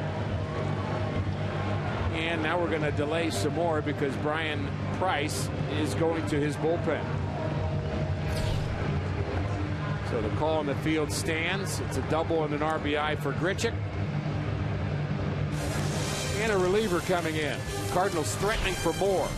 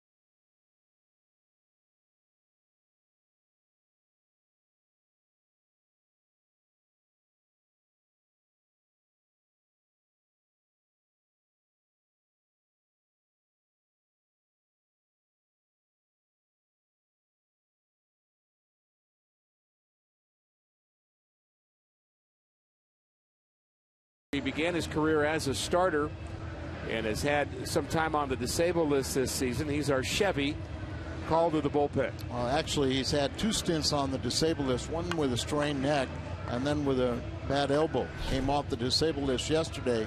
Saw the 4 ERA, and that's a bit misleading too, because his last appearance was 7-11 when he allowed 5 earned runs without retiring a batter.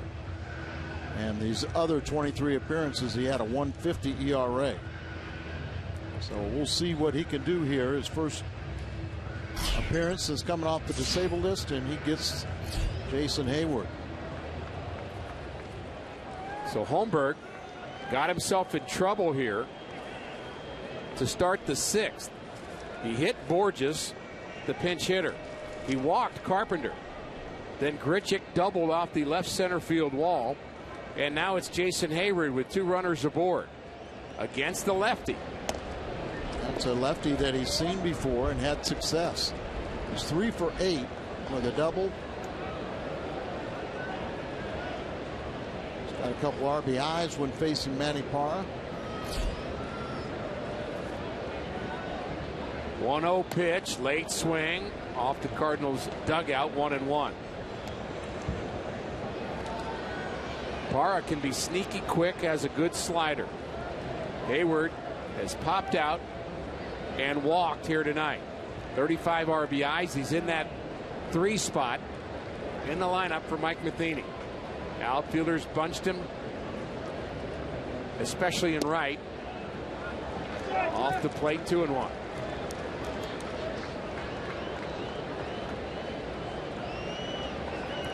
Parra's 3rd year with the Reds.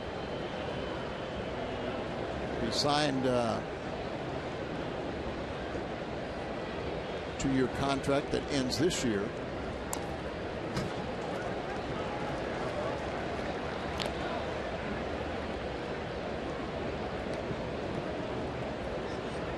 Reds conceding the run with the infield back.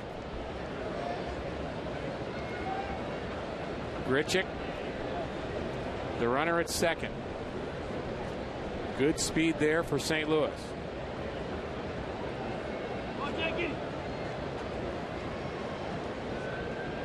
So Carpenter and Grichuk, the runners.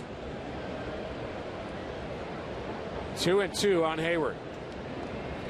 Parra wants another sign. He erased that sign. He visibly erased it. Just took out the eraser. Said, nope. Let's do that one over again.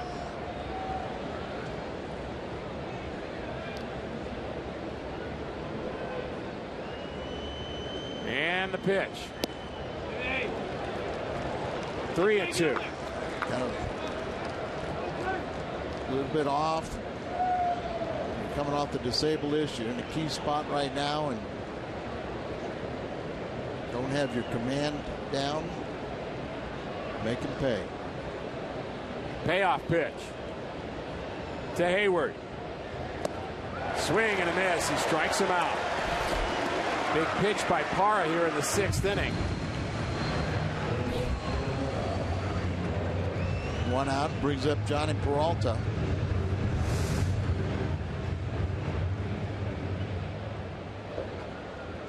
He's at ball 4 and not a very good swing.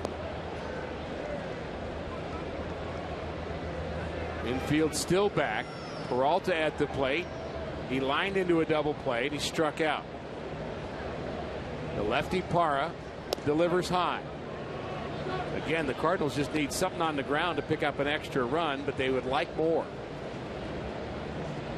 I'm still debating in my own mind whether Carpenter had any chance of scoring from first base on that double off the center field wall by Grichuk. It was hit very hard. Certainly not catchable. The one thing there, Ricky, you got to leave is if it's, it's a double, or it's in play. You can't think it's a home run.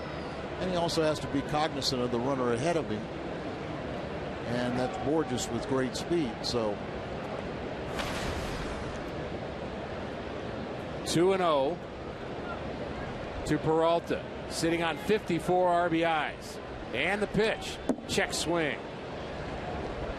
There's a break for Parra at Cincinnati. That was ball 3. Yep, and I feel like you got cheated out of a strike. Bat's still kind of on your shoulder, and you get a free strike. Parra loves it. Peralta can't stand it.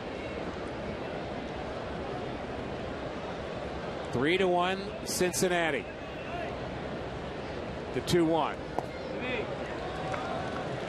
Parra having a hard time throwing a strike. That's the thing. What's frustrating about with Hayward is he swung on an obvious ball 4. But you're up there competitive, and it doesn't always work. Hitters count. Little looping liner, and it's a base hit. It's down. Carpenter scores. Grichuk held at third. And it's now 3-2 Cincinnati on the base hit by Johnny Peralta. Johnny's 55th RBI. Sacrificed a bat for it, but that guaranteed that it was going to fall in front of the left fielder Bird. Well, it's not pretty, Al, but it gets the job done. Right. Fights it off, or breaks the bat. Grichuk can only advance 90 feet. Comes over here. Kendall holds him up. Saw him running hard that way, and then he saw Posey hold him up. This is where you get booed on the road, and it just pumps you up. You can't wait to just turn those boos into louder ones for the base hit here. Molina with that opportunity here. Move to first. Checking on Peralta. Yachty, pretty good test against Parra. 240 average, 6 for 25.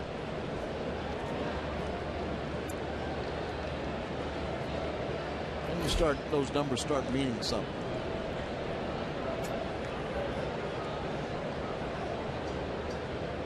First pitch to Molina.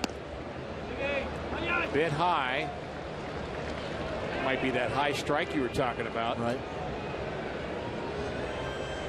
I was thinking the ball up there is, conducive to hitting a sac fly, rather the ball down, getting the possible potential double play to get out of the inning. Molina hoping for the former. The 1-0 pitch, ground ball right side. Phillips to Suarez, and on to first. Molina bounces into an inning-ending double play. Cardinals pick up 2. They'd hope for more.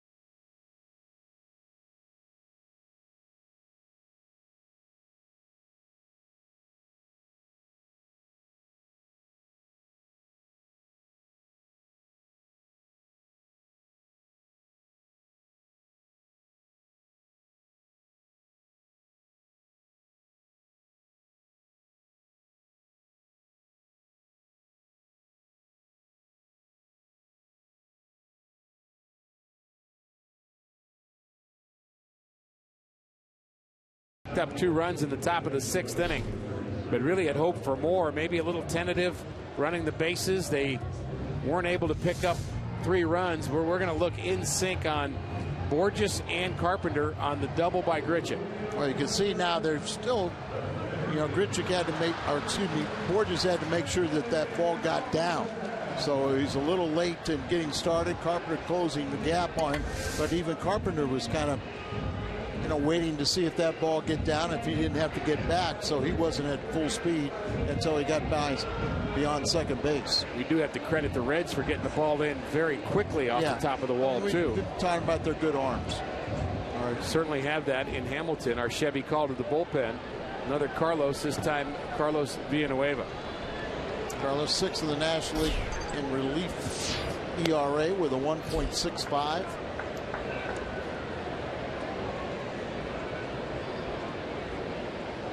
The way the Cardinal pitchers have been this year, you don't get your long man a lot of work, do you? Sure don't. Some of his best work has been in extra innings. Number one where came in relief of Tim Cooney in his first start and picked up a win there. But he's done a nice job this year.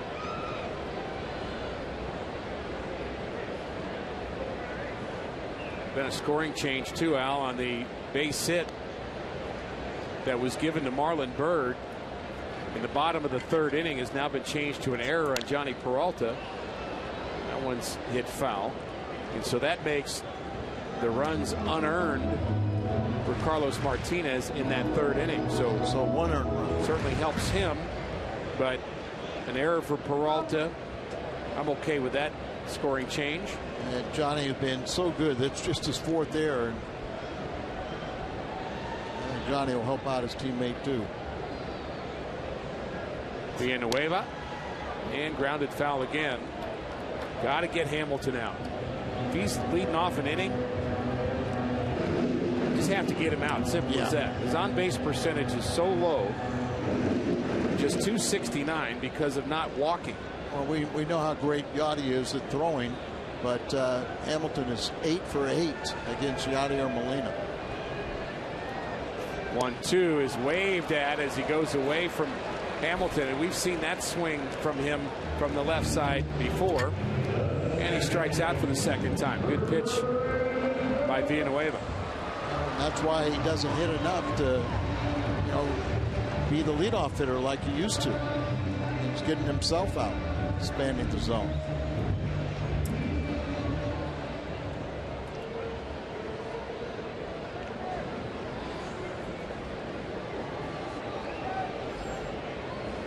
Also a question of whether Grichuk might have had the opportunity to be more aggressive on that loop single.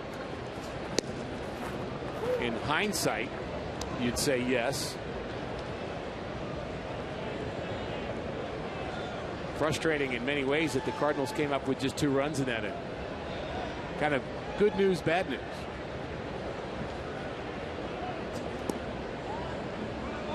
Matt Carpenter on the line at 3rd.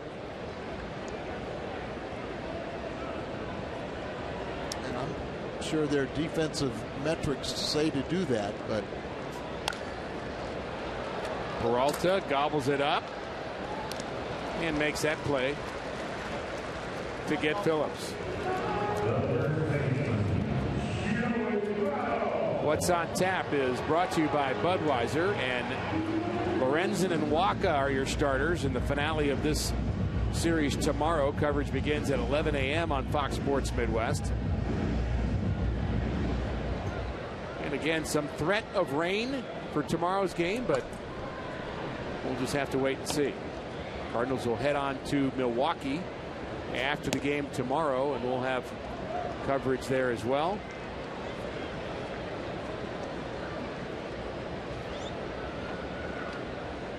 Joey Votto, nice to see him hit with nobody on base.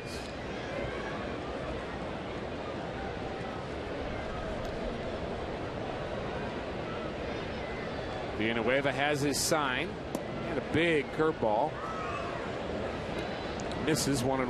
Yeah, it looked like a pretty good pitch there, but that's what Villanueva can do. He can really mess up the timing of a hitter, keep him off balance. He's got to spot his fastball, but his breaking pitches are very good. Pretty good cambio right there on the outer half. The cambio is that changeup that he throws 13.5%. Brought to you by Hyundai.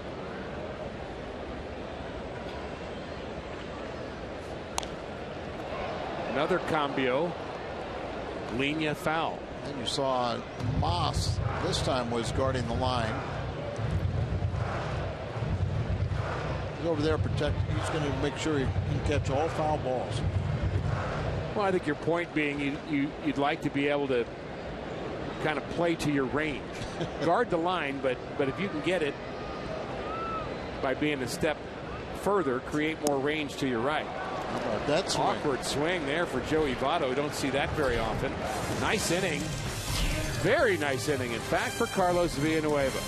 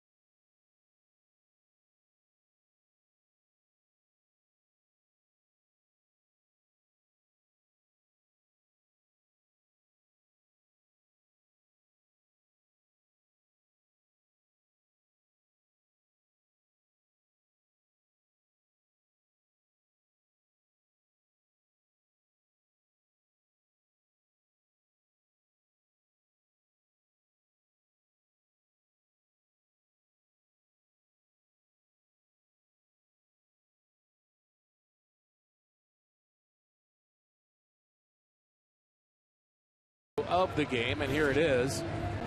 You can tweet your strongest fan photo to hashtag MWDataStrongFan for a chance to be featured in an upcoming broadcast that's brought to you by T-Mobile.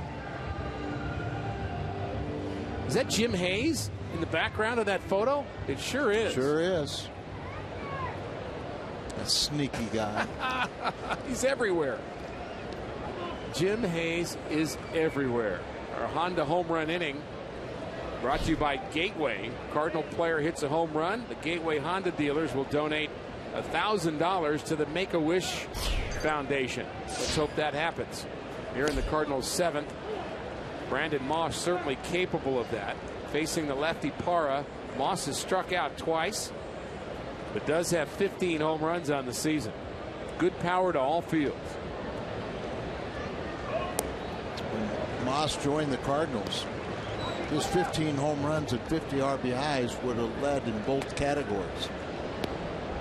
Average down, but it was kind of a left-handed swinging Reynolds. They both got power. They both going to strike out a bunch. Not going to hit for high averages, but if you get the production like he was giving Cleveland Indians, you'll take it. An all-star for Oakland in 2013. 1-2 to Brandon Moss, fouled off.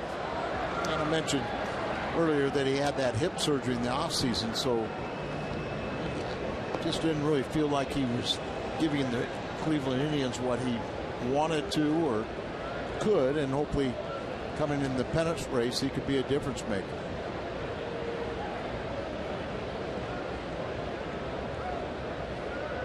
The 1-2 is outside. He did have a game, Al, at Busch Stadium where, well, he had the game-winning RBI, but he also had a night where he lined out 4 times. And he hit 3 of those, on the warning track, hard hit balls too.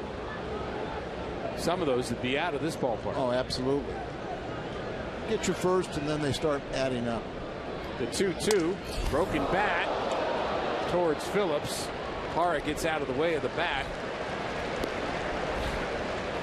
And Moss is retired. Let's look at our Mazda game summary. Another close ball game here at Great American Ballpark. Cardinals trailing by a run. Carlos Martinez, the starter. Believe those 3 earned runs have turned into 1 earned run with the scoring change a moment ago. Grichuk 1 for 3, his double. A big hit in this game. Holmberg, the starter for Cincinnati. And another pitching change. Time for us to break. We're in the 7th.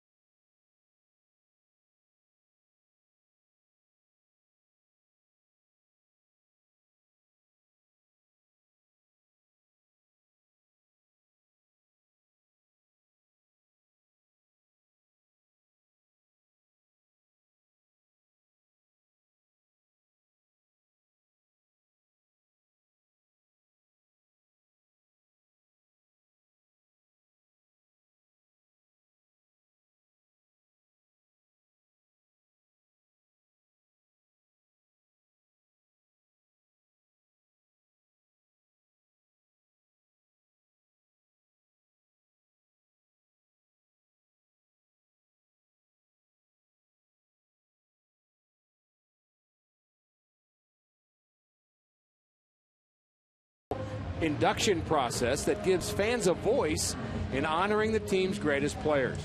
The 2015 induction class has been selected.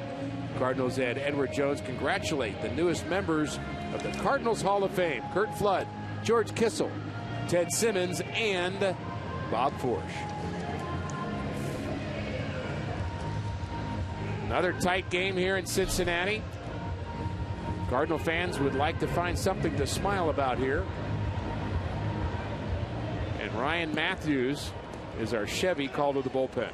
Made one appearance for the Angels and then was claimed off of waivers by the Reds on May the 13th.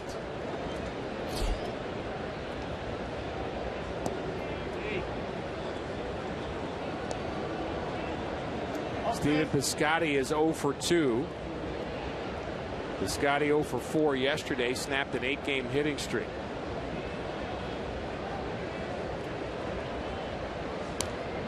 Good swing and a foul back there in this kitchen a little bit. Piscotty certainly has an upside. Ball running in on him and everything, but he had a pretty good rip at it. You don't know if these two might have faced each other in the Pacific Coast League earlier this year. Another big swing. Trying to get in on the hands of Piscotty. It's one of the things that's often misleading about the numbers, and we give you the numbers at the major league level, the history between players, but that doesn't always tell the full story of what guys have done in winter ball, the minor leagues, or maybe college for that matter. Sure. Or did somebody have a lot of success early and then they figured it out, and all of a sudden they, maybe they were 0 for 20. Then all of a sudden the last 5 times they faced him, they've got 5 base hits or turn it around. 2-2 to Stephen Piscotty. Ground ball to Frazier. 2 outs for the Cardinals here in the 7th inning.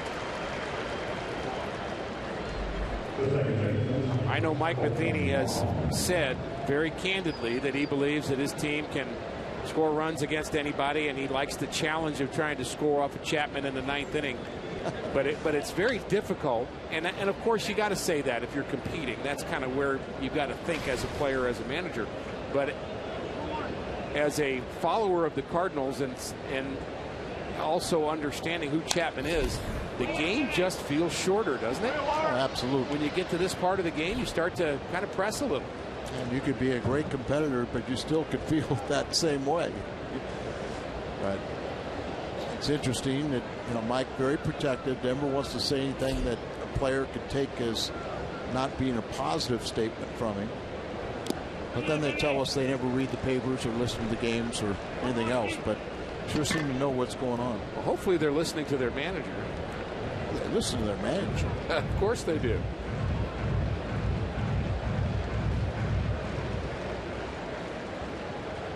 Joey Votto guarding the line. Greg Garcia. That's his view, in fact, of the line. He's on deck for the Cardinals. Let's hope he gets up this inning.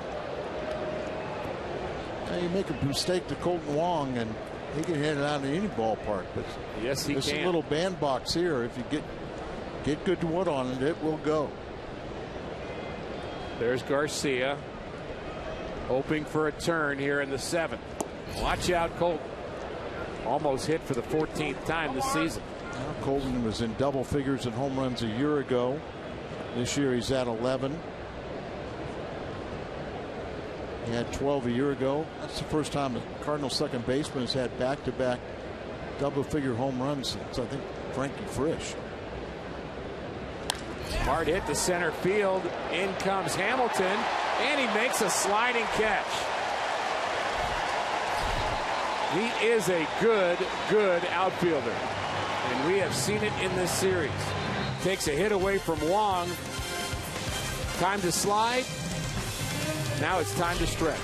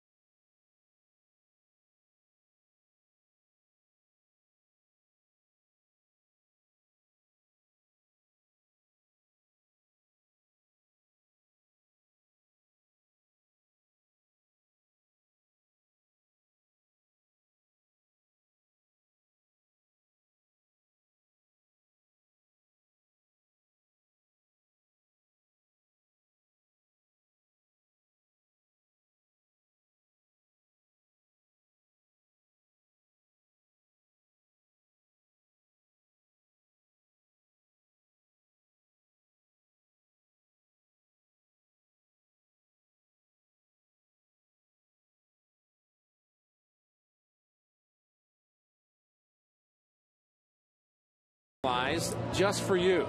Now with the StubHub app, you can select your favorite teams and artists and discover new ones too.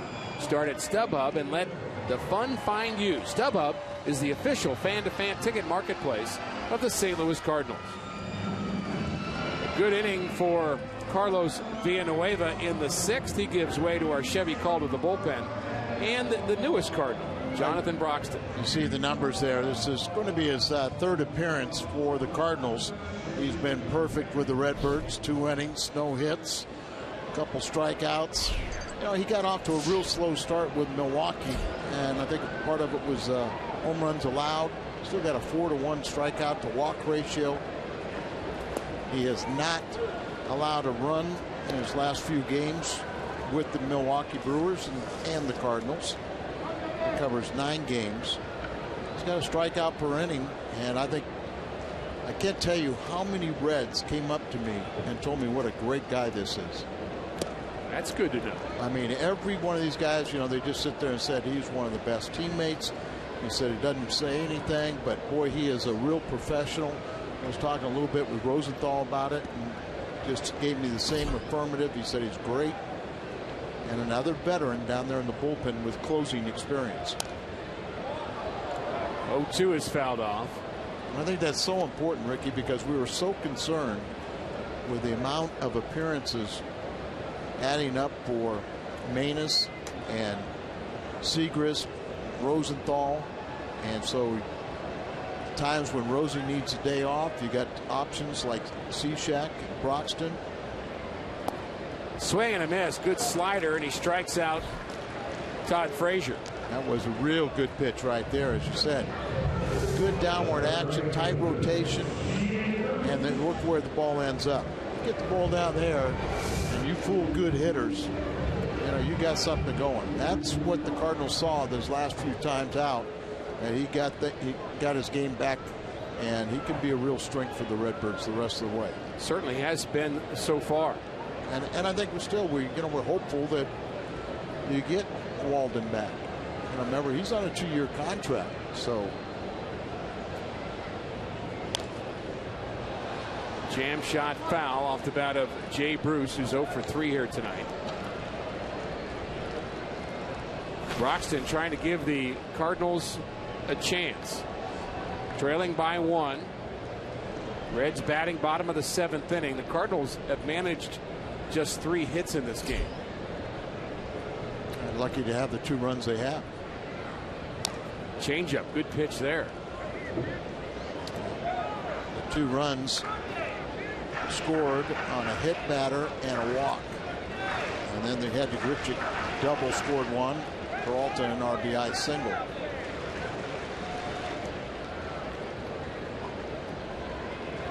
Broxton has shown a good fastball and a good slider. Molina sets up outside. Off-speed pitch low.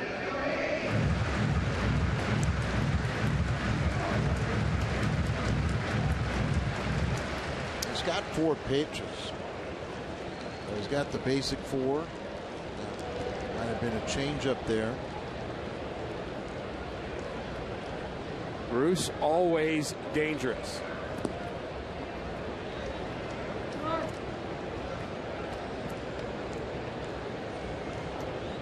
Here's the delivery of Broxton.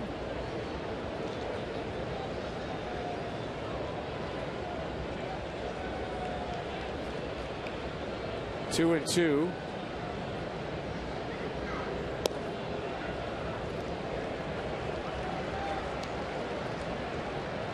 Off the plate apparently.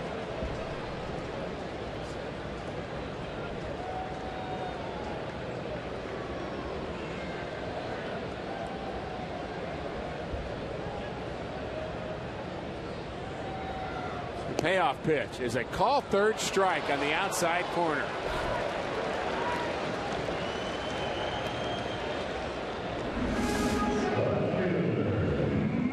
Sure, he wanted that ball exactly there, but he gets the call by a backup breaking ball.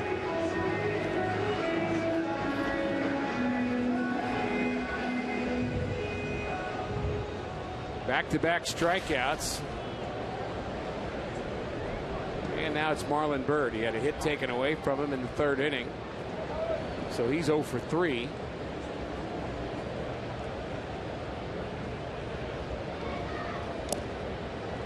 Good slider there, strike 1. Such a big man, and when he gets on top of that slider, I don't think any batter's ever complained and said we got a double hitting background there. Got Broxton's body and the regular one. He's a big man, isn't it? Yes, he is. Listed at what, 6'4", 305? That's what he's listed at. And that's what he says he is. I'll take his word. I'll take his word and your word for it. How's that? The 0-2. Another good pitch. Bounce foul. I don't think anybody's ever put him on a scale or asked him since he showed up with the Dodgers. So that's fine. We'll take that one. Well, they tend to ask you your rookie year, and then they never ask you again.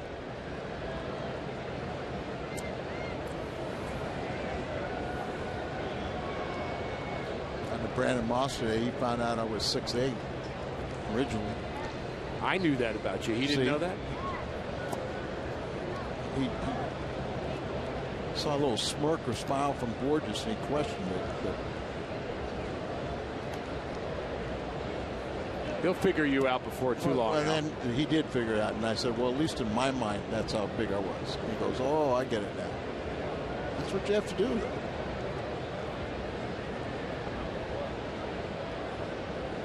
You were 6'8", and then they lowered the mound. The 1-2.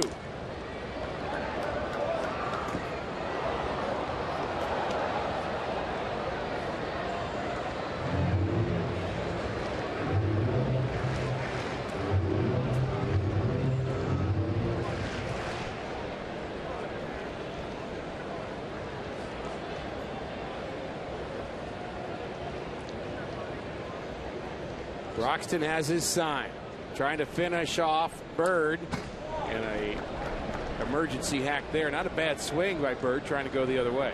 Good fastball, 94 miles an hour, spotted well.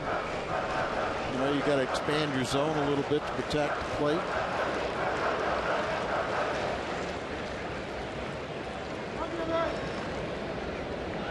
Seen some real good sliders. Or will we see a fastball? The 1-2. This is low. Identical score here tonight as we saw in game 1 of this series. The Cardinals dropped that one 3-2.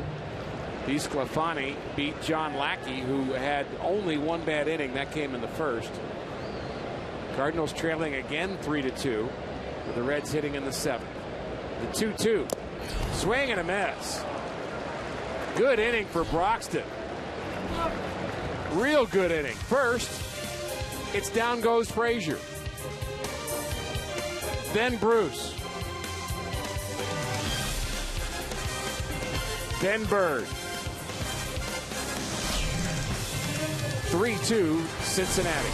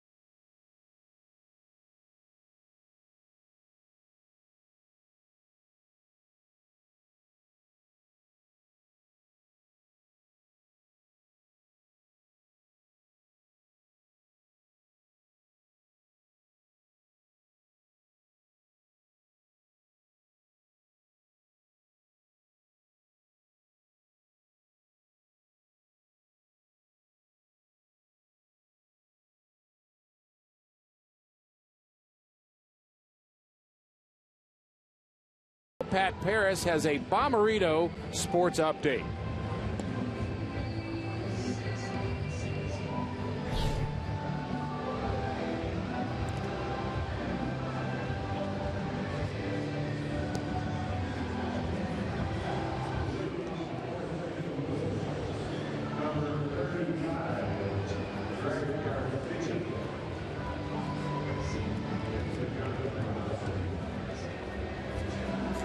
Thanks, Pat.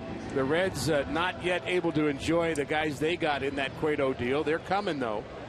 J.J. Hoover is here. He's our Chevy call to the bullpen. That's done a nice job. 5-0, ERA 1.90, one save. Opponent's batting 179. He gets Greg Garcia. And he takes strike one. Greg, 5 for 11 as a pinch hitter this year.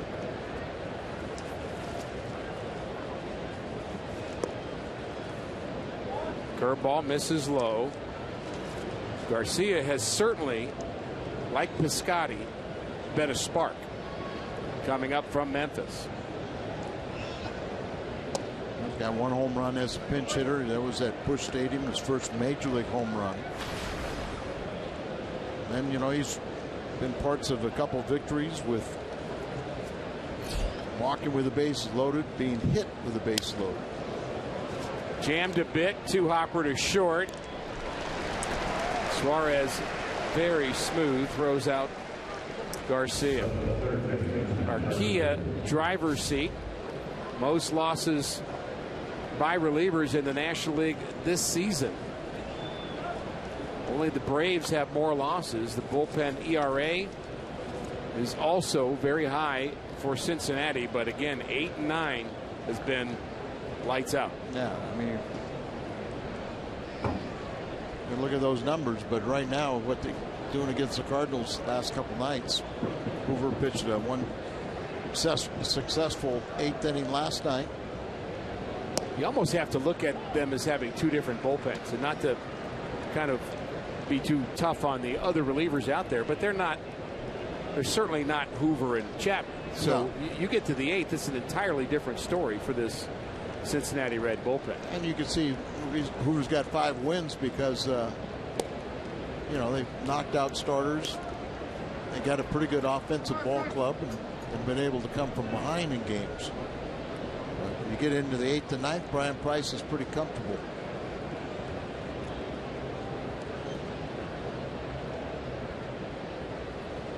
Matt Carpenter, always a threat. He's walked twice, lined out to left, but certainly capable of the big swing late in the game.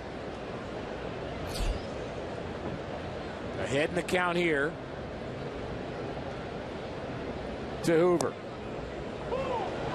Hoover gets the call there. Carpenter doesn't like it. Pitch down and away. My pet peeve is you see where the umpire's set up on the inside part of the plate, and they almost look like they're screened by the catcher, and so you have to guess on that pitch away. 2-2 the count now, setting up outside again. This ball hit deep to right. It's long, and it's gone. Matt Carpenter has tied this game.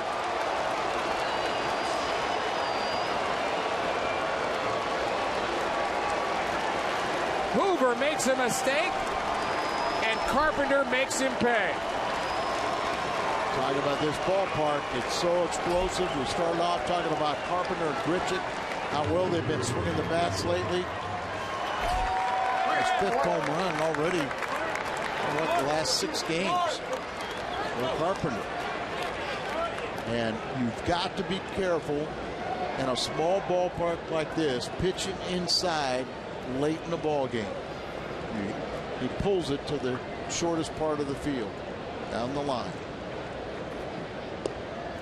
Now Randall Grichuk. How about back-to-back? Well, we started out talking about Holmberg, the starter for the Reds. In his start last year, it was Grichuk with a home run, and Holiday followed up with one. Let's do it now, late. Carpenter and Grichuk. Matt Carpenter's 15th home run of the season. RBI number 55, and it's a big one. Tied the game here in the 8th inning. Little pop foul, wrong way to go, and they're not going to get to it. That ball was in the air a long time. Yeah, I mean, you just kind of naturally thought it was going to be foul territory, and Bruce or Pena still a step and a half away from it.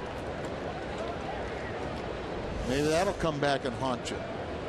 You see Bruce was not Bruce, but Votto was way off the first base line. Right. So that's why he couldn't get any closer to it. Long way to go. Yep. I'm not sure Pena saw where it was right away. If he didn't, if that's a fact, normally that's partly the pitcher to blame. Pitcher's traffic cop, he can help him out. So can his bench. They're pretty close to the catcher too. The 1-2 is high. 2-2. New life, make them pay.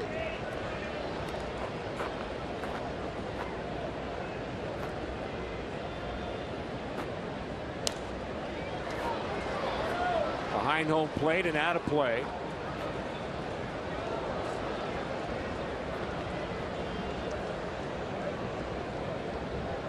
We said Carpenter had the ability, one swing of the bat, to do damage late in the game. So does Randall Grichuk.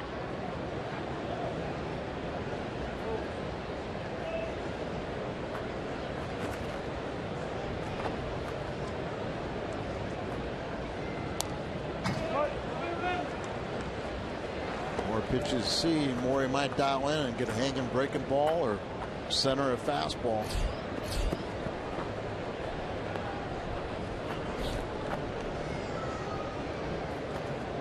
Carpenter's home run, 383 feet.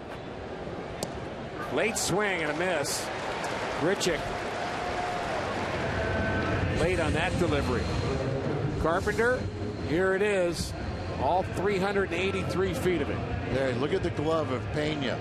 Set up outside, glove goes towards the inside part of the plate, and Carpenter just turns on it. 15th home run and his 55th RBI. That ties Peralta for the team lead with 55 RBIs.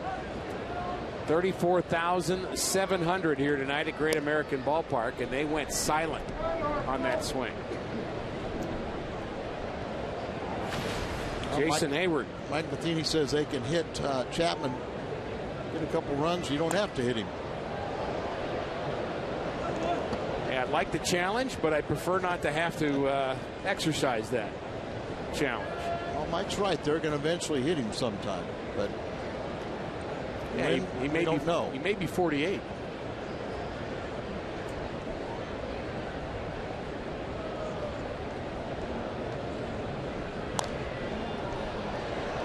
Popped up left side. Fair territory. Frazier has it. But Matt Carpenter does damage here in the Cardinals' 8th. He came in. Carpenter went out.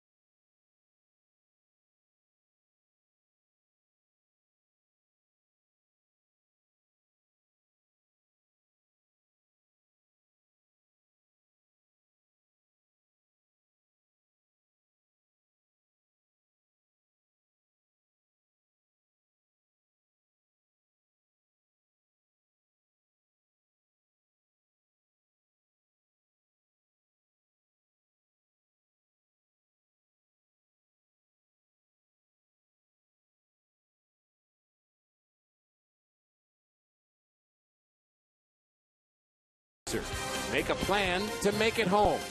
and by Ford, the official cars and trucks of the St. Louis Cardinals. Nice night in Cincinnati, and we've got a very good ball game, 3-3 in the bottom of the 8th inning. A good look at downtown Cincinnati. Really a terrific ballpark here as well, and Kevin Segrist, the left-hander, will have the bottom of the 8th inning. And how about that job that Jonathan Broxton did in the 7th? Great job by Broxton. Struck out the side, and if you think about Villanueva, the Cardinals preceding Segrist, 2 innings, 5 strikeouts. Segrist right there with strikeouts too. He's 3rd in the National League, was striking out 59 and 58 in the 3rd innings. Big fastball is swung on and missed. Pena, the switch hitter, turns around to his weaker side, the right side. Looking at the batting averages against Kevin Segrist, Zach Cozart, who's injured, is 1 for 1. The only other Cincinnati Red to have a hit is Jay Bruce, and he's 1 for 11.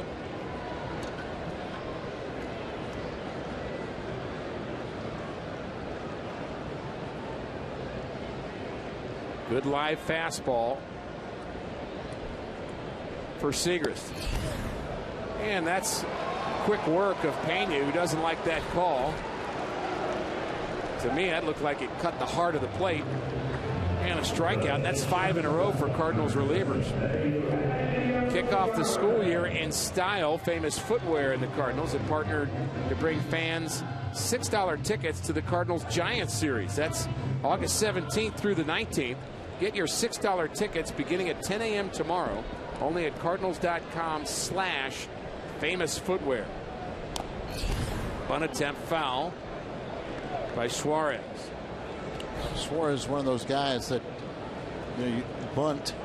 He's trying to bunt here for a base hit, but that's part of his game. He already has 2 successful suicide squeezes this year. And you and I were talking about clubs that should probably try to bunt against Segrist. The reason we say that is because recently he's had a lot of trouble throwing to bases. Not throwing home plate, but throwing to the bases have been errant throws. We saw it at second. We saw it at first. He's got that long arm delivery. You know, a pitcher who fields his position well will kind of shorten up on the arm angle. You kind of have to make a different throw. People wonder why does a pitcher throw the ball right on a dime from 60 feet 6 inches away, and you can't lob a ball from 30 feet? Well, it's a different throw, and you have to throw more like an infielder. And some guys that's natural, some guys it's not. Changeup misses. I had a problem. You did? Well, I had a lot of problems, but you want to talk about it? But I had a problem. There's a couch back here, Al. You know, with teams bunting against me, I'd storm off the mound, I'd step on the ball and pick it up and throw it away. You'd step on it? Oh, I mean, I'd just be so aggressive coming off the mound to try and get it. And it got to the point where, you know, I was pitching, starting in the minor leagues against Ken Griffey Sr. And he was under orders right here at AAA that he was supposed to bunt every time, at least once a game. Threw one over his head and said, bunt twice tomorrow. Now that is an Al Hrabosky story. But I mean, I knew that was a way that people could, you know, take advantage of a deficiency. Well, you know, fielding as a pitcher becomes an issue of being quick but not hurrying. You know, the old John Wooden phrase. And on the hands of Suarez. That's a big league pop-up. That is if it comes down, he's out. It will come down. And eventually it does, and Wong makes the play.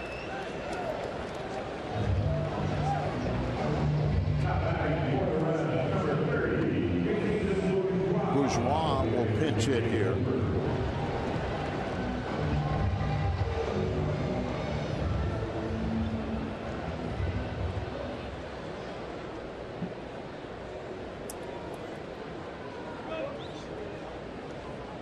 Before that pop-up, the Cardinals relievers had struck out 7 of 8 Cincinnati Reds.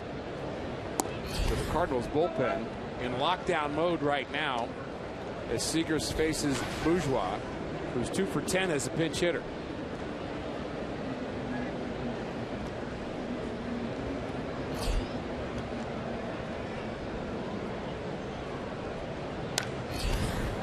Bourgeois missed considerable time on the DL with a fractured left scapula. Except for that during spring training. Was out until June 27th.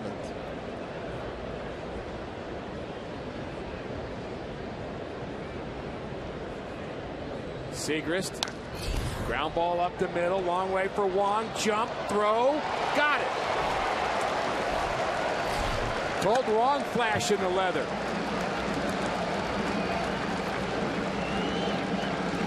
Another good inning for the Cardinals bullpen. Peralta, Molina, Moss when we come back.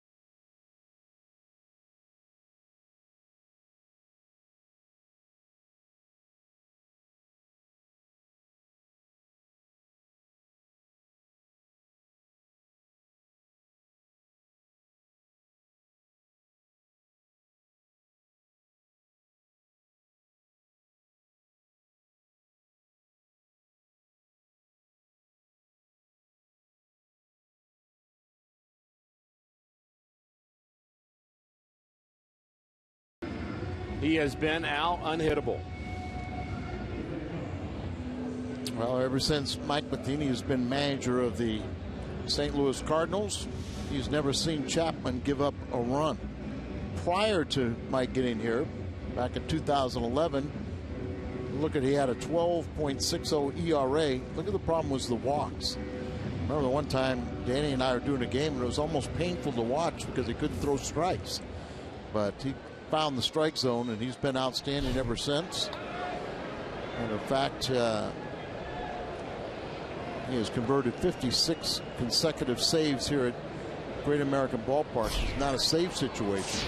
He does have 4 losses and just 1 blown save, so some of those appearances got to become losses coming into games tied. So you want a shot at their best? Here it is. Yeah. The do factor comes into play, doesn't it? At some point.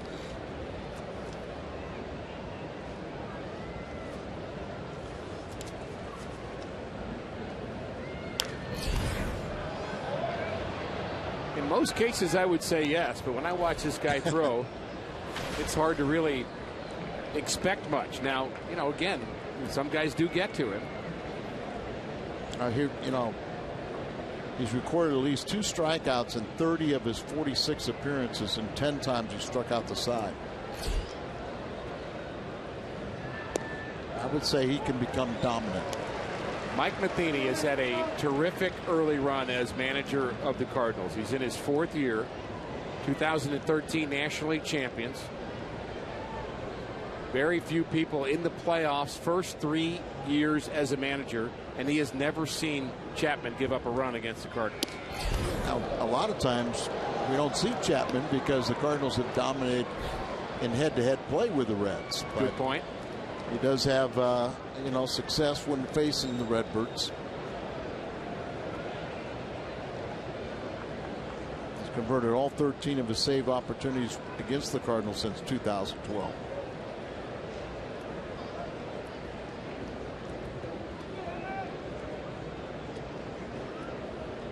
Peralta will try to shorten up a little bit, see if he can get the bat head on it, and a little late again, but who can blame him? That pitch at 100 miles an hour. Baseball's playoff race is starting to get into high gear, and Saturday we've got a doubleheader starting with the Dodgers taking on the Pirates. That's a key game for both teams. Then at 6 o'clock, the Cardinals will battle the Brewers in a game you can only see on Fox Sports 1. That Saturday, the coverage will begin at 2:30 only on Fox Sports 1, and it streams live on Fox Sports Go. Yadier Molina bounced into a double play to end the 6th inning. Disappointing ending to that 6th inning where the Cardinals picked up their 2 runs. And they picked up another run in the 8th inning thanks to Matt Carpenter's home run off of J.J. Hoover. Only 4 hits for the Cardinals, who are batting in the 9th inning. And the pitch is high for a ball. Mike Kingdom for an 88-mile-an-hour changeup.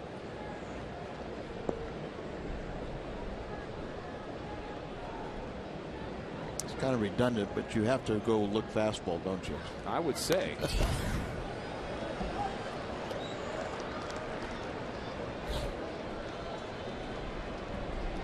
And you just wonder what some of the offers for Chapman services at the trade deadline did Walt Jocketty have to contemplate. And a walk with 1 out. So Maybe the Cardinals have a base runner. Maybe that's a start. And will we see a pinch runner here for Yadier Molina? That's an interesting thought. While we're thinking that through, I want to remind you that this copyrighted telecast is presented by the authority of the St. Louis Cardinals and may not be reproduced or retransmitted in any form. And the accounts and descriptions of this game may not be disseminated without the express written consent of the St. Louis Cardinals.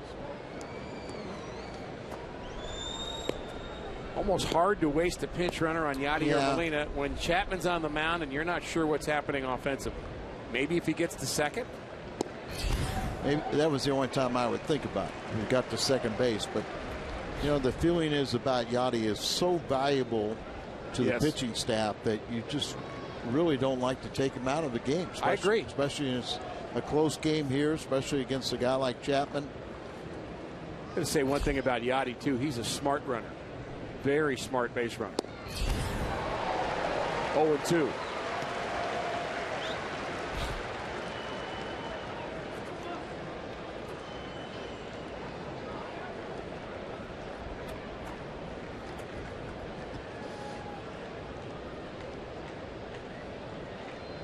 Tough assignment here for Brandon Moss.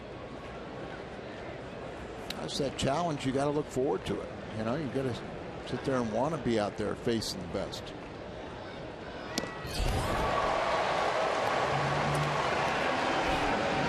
Two strikeouts in the inning.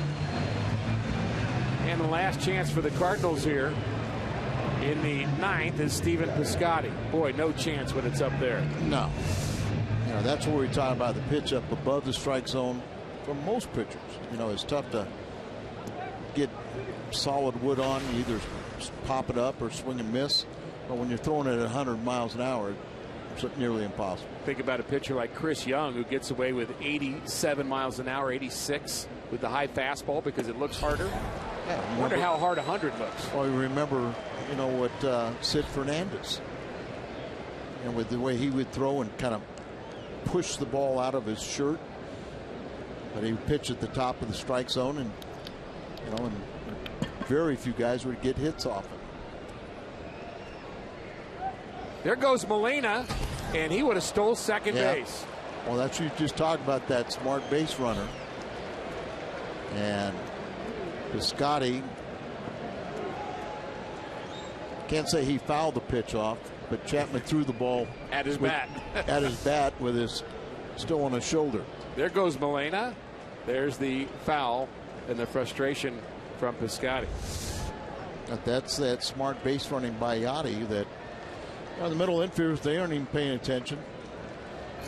The only guys that pay attention is the pitcher and catcher. They're just playing catch. Well, that only works once, typically. They'll watch you from here on out. Moot point as Piscotty strikes out. Chapman strikes out the side. We go to the bottom of the ninth.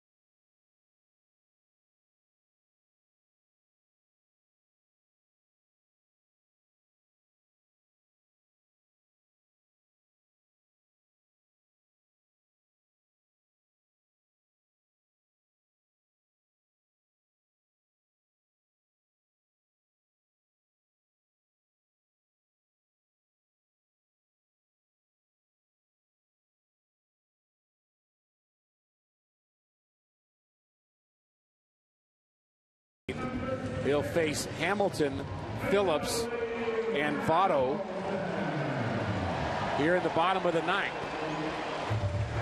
Those three batters coming up are 0 for 15 against Segrist. Ricky, I'm sure that Derek Lilliquist and Mike Matheny, when Segrist came off, I'm sure they said, hey, don't shut it down. There's a possibility you're going to go back out there. Absolutely. With today's pitching, where you normally only come in for one inning, it's very important not for a guy coming off that mound to think his night's through. You do that real quickly, and then it's tough to restart the engine. So I'm sure they just said, hey, there's a possibility going back out there, so be ready. Don't turn off the engine. Hamilton will turn around and bat right-handed, and he takes the strike. Hamilton, in case you're wondering, has a batting average that's very close, lefty-righty. Not a big difference in his splits. But when you hit from the right side, you're a step slower getting to first base. And that's 3-9? Right, exactly.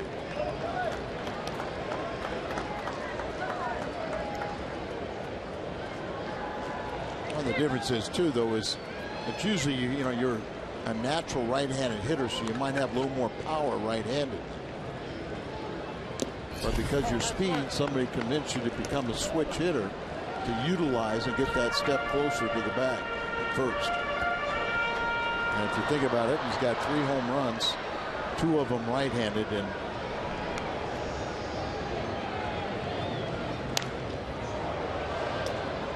a dangerous player late in the game. We talked about Carpenter being dangerous because he's so good at getting that big hit, has the power. But with Hamilton, think about the pressure that he puts on a team when he is on base in a tie game late. So, key moment here.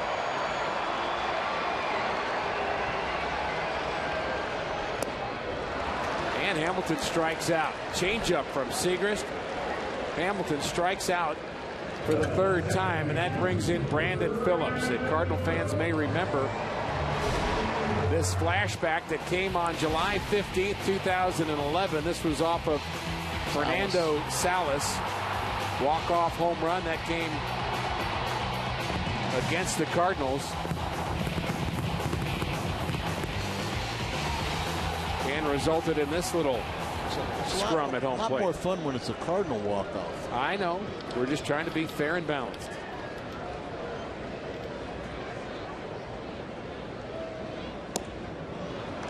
Phillips is 0 for 6 with a couple strikeouts against Segrist. Hamilton now is 0 for 3 with 3 punch-outs. Cardinals have shown some strikeout power of their own coming out of the bullpen tonight. They sure have. Segrist has his sign. A lot of change-ups in this inning. Yadier Molina trusting him with that. Hey, there's something about a changeup that if your catcher trusts you with it, you tend to trust yourself. Segrist also is very good at retiring right-handed batters.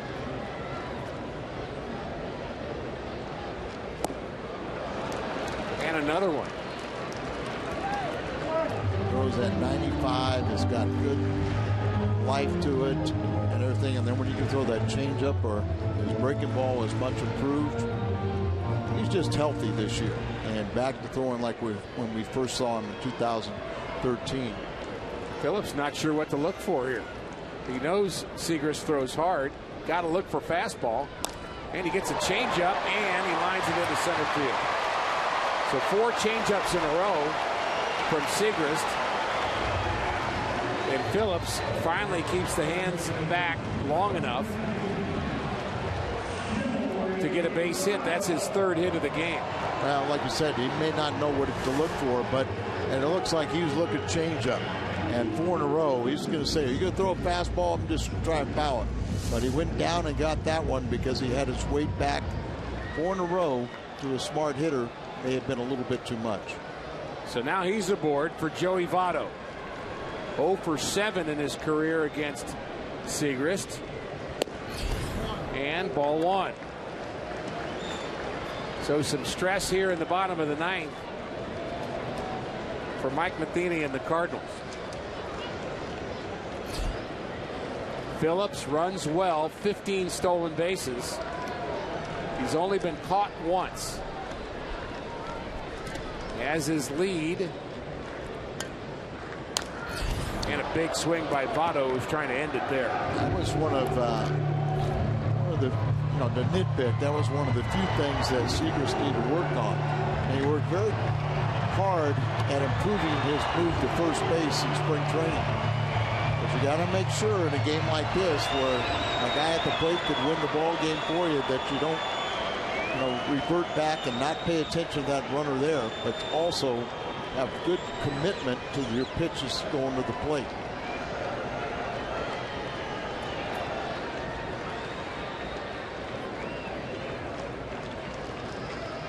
Nice lead for Phillips. Going back to the bag. Late swing and a miss by Votto. Again, he's not getting cheated here in the bottom of the 9th. Yeah, Votto looked like he felt like he missed his pitch, but he was just overpowered by that high delivery.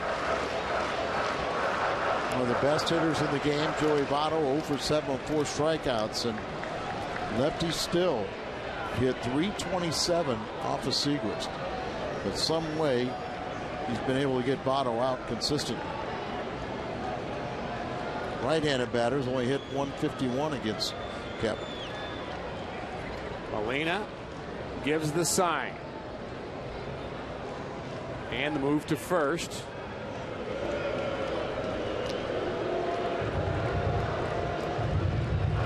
Lou Brock always said that Don Gullett, outstanding left-handed pitcher for the Reds and other teams, was the toughest for him to ever steal against, because he never threw to first base. And every time Lou took a lead, he said, I know he's never thrown over here, but this is the time he's going to throw.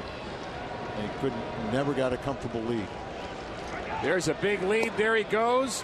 Throw by Molina, not in time. That was a big jump by Brandon Phillips. Picked the right place after seeing the move and took off. And that was the point I was going to make, because Lou always felt, if you show me your move one time, I'll figure out the trigger and how I could get the good jump. And Edward Phillips sure did there. You're 15 for 16. Why not try it? Tie game in the ninth. Now, do you pitch to Votto or not?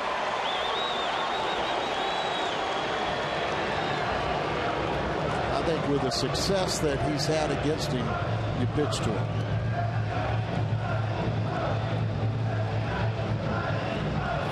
Big conference on the mound, all infielders. Yadier Molina. He looked into the dugout first to get a little sign on what they wanted to do with Votto. Again, the count's already 2-2. So do you widen the plate a little bit, see if Votto will get himself out? He doesn't do that very often. Yeah, but I mean, that's what you say, because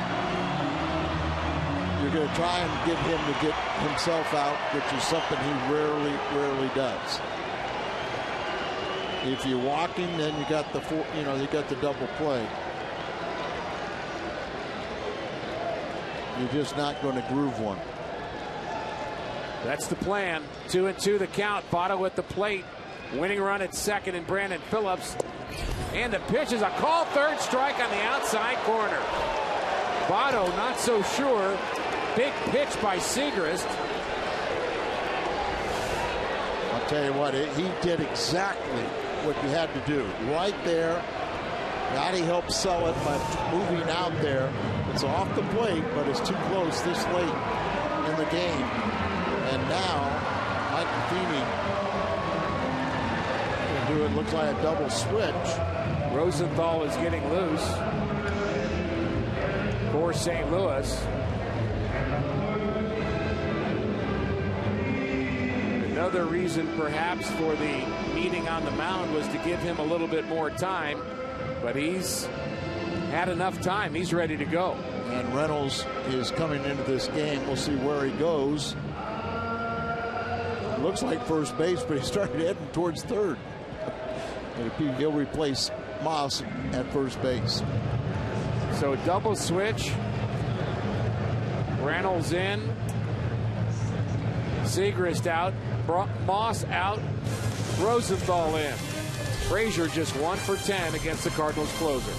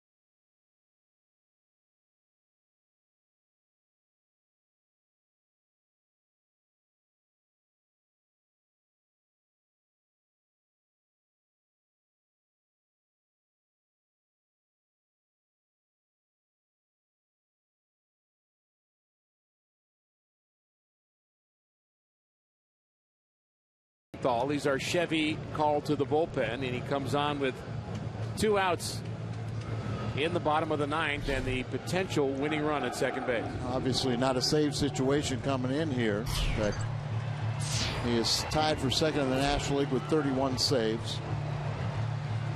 The good ERA 1.68, 2-2 record. Frazier just 1 for 8 in this series. And that was the swinging bunt basically down the third baseline. Very good player. And he takes high for a ball. National League All-Star, home run derby champ right here in his home ballpark. Third Red to win that, by the way. Dave Parker, Eric Davis. Leads the National League in doubles and extra base hits, so no easy task even when he's not swinging well.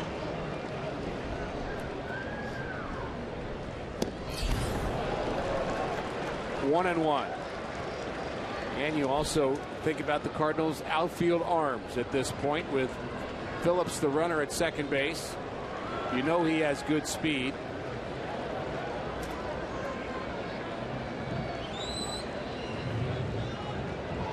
Probably tough for any of the Cardinal outfielders to throw out Phillips.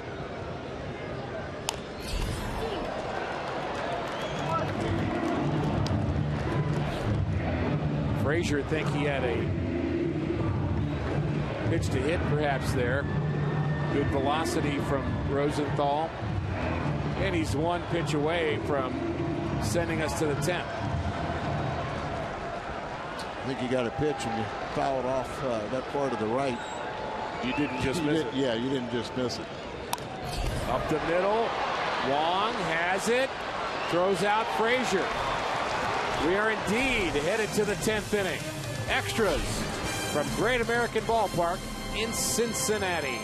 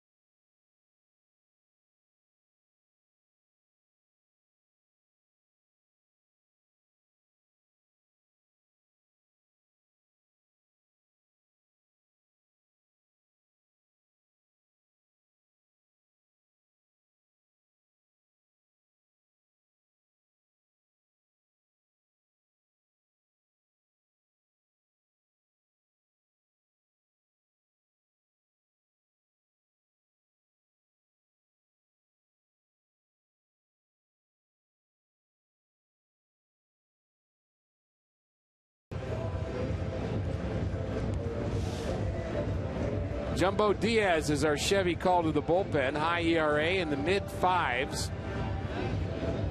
One thing you can say about him, he doesn't walk very many guys. Giving up a lot of hits, but he throws strikes. The right-hander is pitcher number 6 for Cincinnati here tonight. The Cardinals have used 5.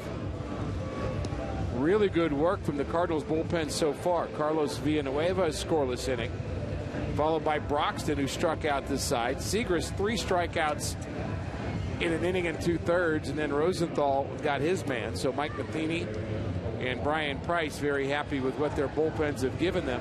The only blemish was the Matt Carpenter 8th inning home run off of J.J. Hoover to tie this game.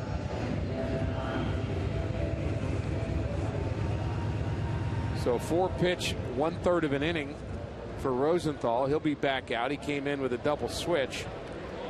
So the Cardinals will have Wong, Reynolds, and the top of the order against Jumbo Diaz. Wong is lined out twice tonight. Hit into some bad luck, and he takes a strike. Diaz's second stint with the Reds. He was on the opening day roster and struggled. He had a high ERA and got sent down, just recalled right after the All-Star break. Broke his bat. Out of play.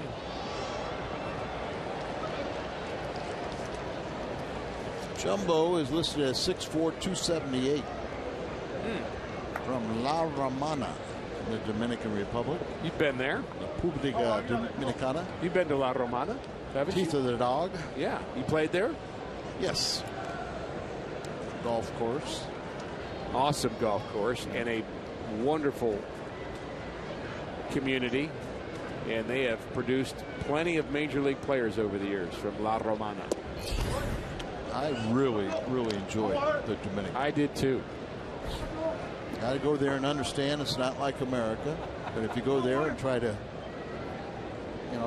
understand you're there for a purpose, you can have a good time. Told the story many times, but spent Christmas there and bought a Christmas tree. I believe it was like 40 pesos for this tree that was about a foot high. And bought a sign that I thought said Merry Christmas to hang on my hotel room door. My first year of marriage, Ann and I were there in the Dominican. But the sign said Happy Easter. I knew I got a good deal on the sign, but I didn't realize why. Why? And you fancy yourself as being bilingual? Well, not then. I was a little bit, but clearly not 100%.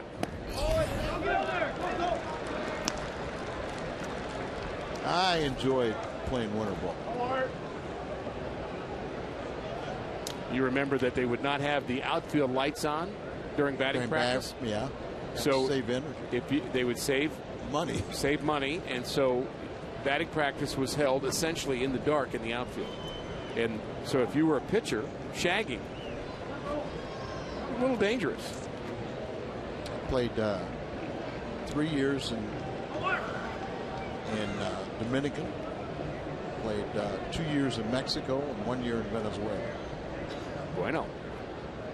The 3-2 hit hard to center field. This ball is hit very hard, but it is caught up against the wall by Billy Hamilton. Almost for Colton Wong, and he has lined out 3 times now. Twice to Hamilton and once to Brandon Phillips. Ball well tonight, just nothing to show for it.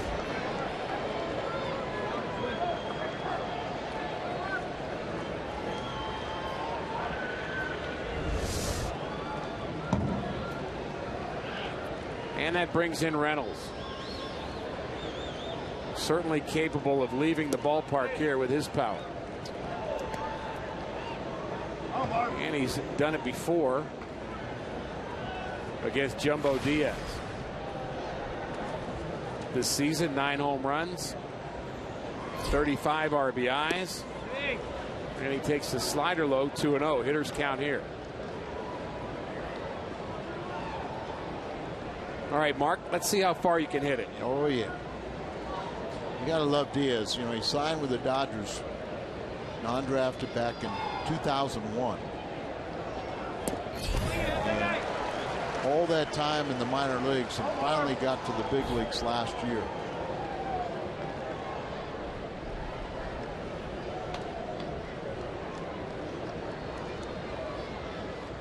Two and one on Reynolds. I saw Reynolds hit a ball in batting practice today, Al, and I know it's batting practice. I get it. But there, in the upper deck, there is maybe 6 rows below the K's that they keep track of. He hit it about 6 rows above that, above where those K's are, and to the right, near that portal, 6 rows up. I did not see it, but Danny Mack told me that he hit one out of Busch Stadium. Wow. In left center, just to the right of the stands and out on the street in batting practice. Full count. Late swing and a strikeout. 2 outs. In the Cardinals' 10th.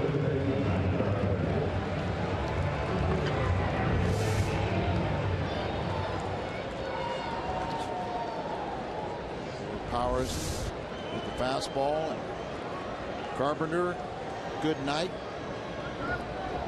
tying home run, walk, and a run scored.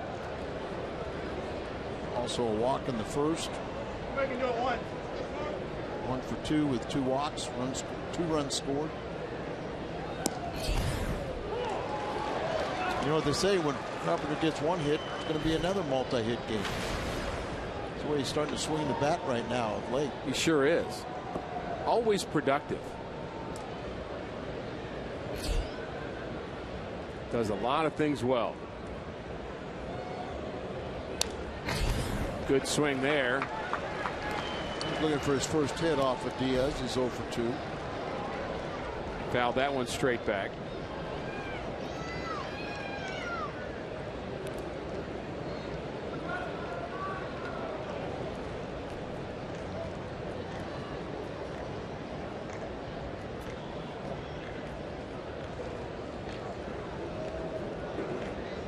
We are in the 10th.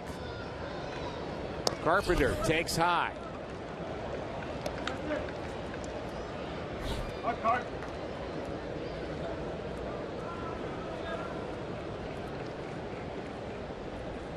We've been talking about the high OPS of Matt Carpenter, and fans not familiar with that statistic have been asking what that means, and we'll tell you in a second. And we'll have to tell you in the bottom of the inning. So hold that thought as Carpenter waves at that fastball. 2 strikeouts in the inning for Diaz. Cardinals got to hold him.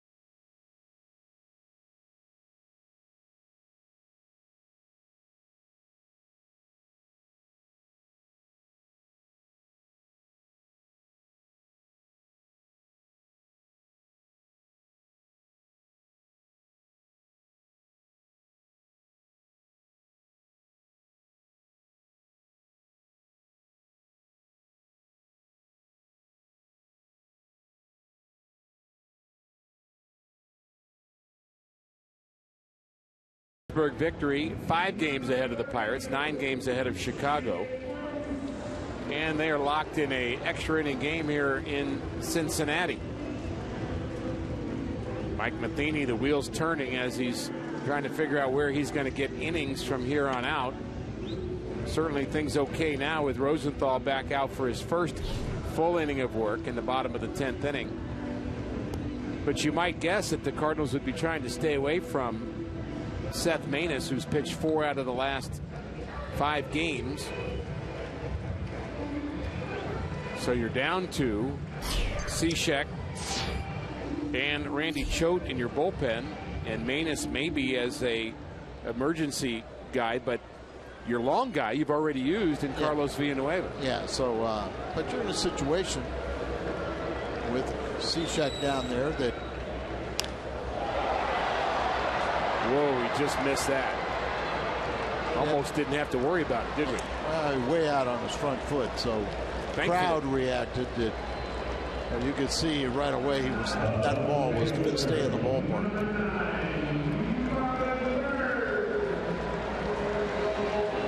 Marlon Byrd 0 for 4 against Trevor Rosenthal. You can have Rosie finish this inning off, then get into a situation where have Cishek close out the victory, or with having Broxton and having Cishek and having Segras and Manus with some rest, then maybe he gets a day or two off if you extend him out a couple innings. It's also possible.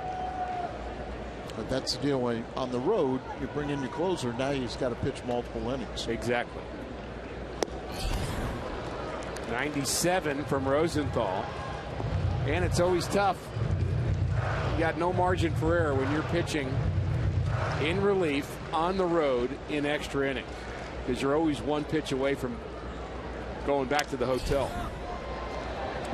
Jam shot. In comes Reynolds. Bird is retired.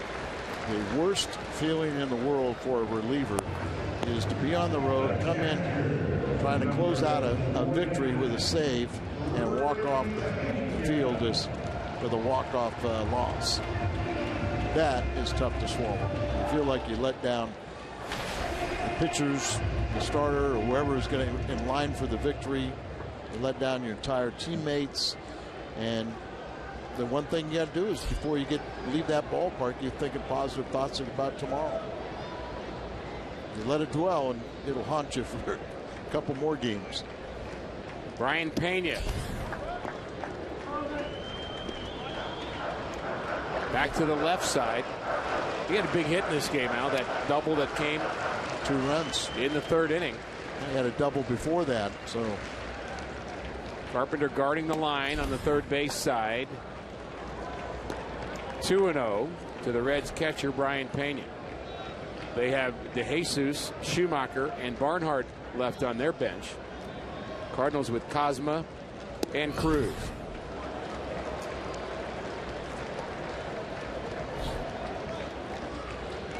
Three and 0.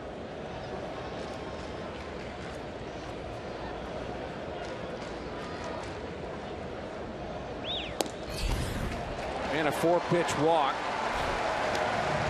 Would like to have had Rosenthal have a nice quick 1-2-3 inning there, which would have made you feel a little better, maybe, Al, about him going back out there for that 11.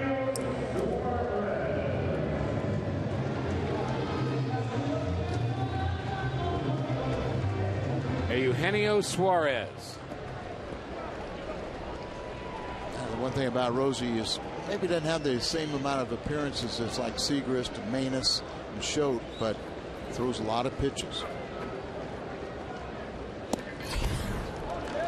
Ties up Suarez on that delivery. Suarez hit .242 a year ago with the Detroit Tigers.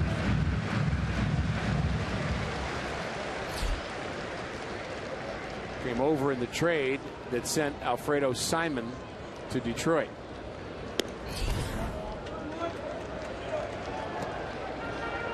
A bit high. 1-1. Think about it. They let Simon walk. They traded him to Detroit. Latos going to Miami. And you had Johnny Cueto and Leak potential free agents. And they're down to Homer Bailey now, the only holdover. He's out for the year, and you got 5 rookie pitchers in the rotation. Pitcher spot next for the Reds. Jam shot, ground ball, right side. Wong throws out Suarez. On to the 11th.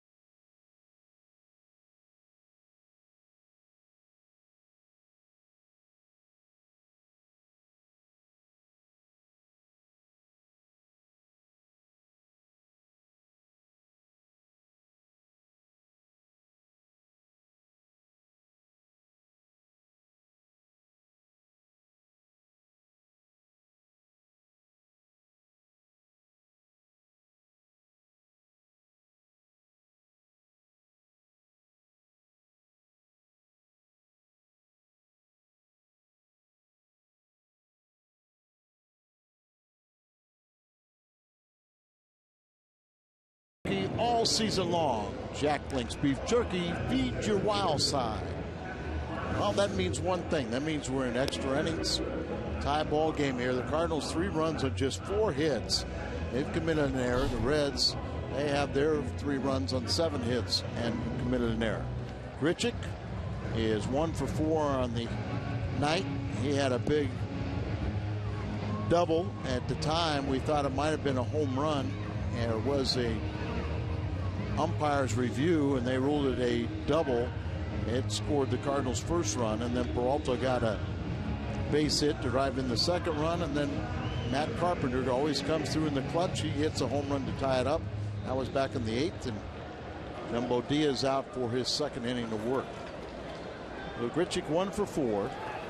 Diaz on the season is 2-1 with an ERA of 5.34. He had a 1-2-3 first inning with a pair of strikeouts.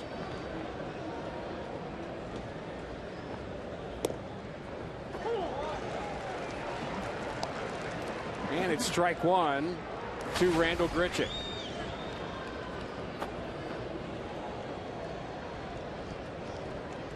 Relief pitching has been very good overall here tonight. The strikeouts for both sides by the relief corps. Cishek is thrown in the Cardinal bullpen, so let's get a run right here and let the sidewinder pick up a save. Right spot of the order to do it. Swing and a miss. Grichuk strikes out for the second time.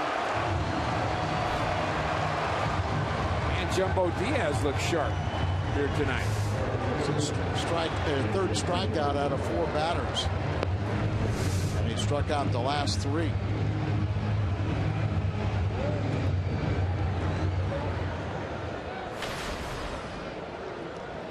And that brings in Jason Hayward. There's a cheer. 11 strikeouts, free pizza. Where do we go for that? I don't get it, right? I'm not sure where we go, but if we go 14 or 15 innings, I'm going to have somebody go find out. 14 or 15 innings will be closed. That'll be our luck too. Let's see if we can make some arrangements there. The 1-0 pitch is called strike to Jason Hayward. Hayward is 0 for 3. He walked in the 4th inning. The Cardinals really, as they're batting here in the 11th inning, hard to imagine this, Al. They're tied score-wise 3-3, but just 4 hits in this game. In a sense, they were given a gift for the first 2 runs. Hit by pitch. A walk to Carpenter, then the double by Grichuk got him on the board. And then Peralta got a double in that 5th inning when they scored 2. Really inches away from Grichuk's double being a home run. And then a home run, what they got from Carpenter in the 8th to tie it up 3-3. Suarez inches away from homering in the 5th inning. So we've had some close calls in this game. Reds haven't scored since the 4th inning.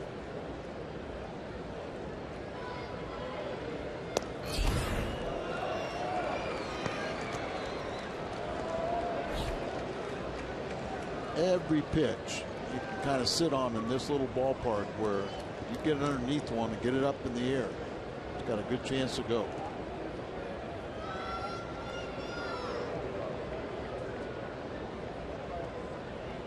.404 to straightaway center. It just doesn't seem that far. Fastball misses the inside corner. Back Hayward off the plate, and the Cardinals have a base runner in the top of the 11th. That brings in Peralta. Peralta has struck out twice, lined into a double play, and he singled, drove in a run in the 6th inning.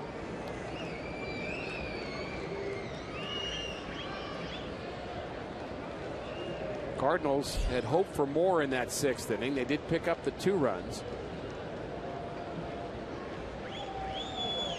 We have seen good pitching here in this game, Al, in this series, in this month, in this year. Cardinals team ERA coming into play just 2.68. Well, you know the Cardinals can pitch, but it seems like the Cardinals should have been able to do more damage against the Reds pitching staff. 2 rookies.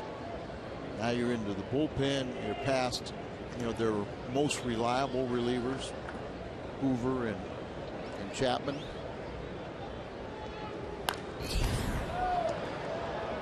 I keep on saying it because Johnny is, to me, is a clutch hitter. That surprising that he has not done more damage against the Reds in his career.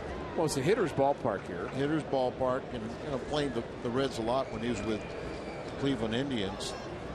He does have a clutch hitter's average, 347, third in the National League in the 7th inning or later, with 21 RBIs.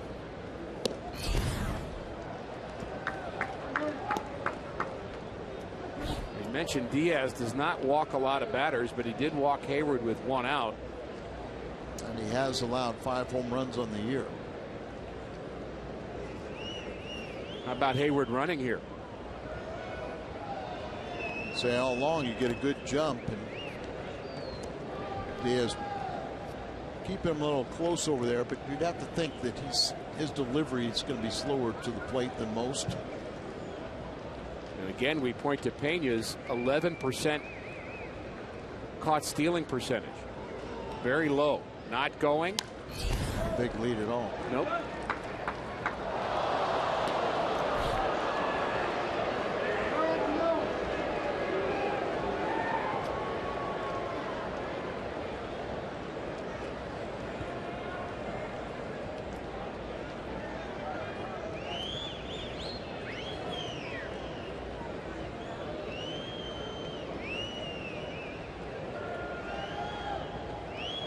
There's the lead for Hayward.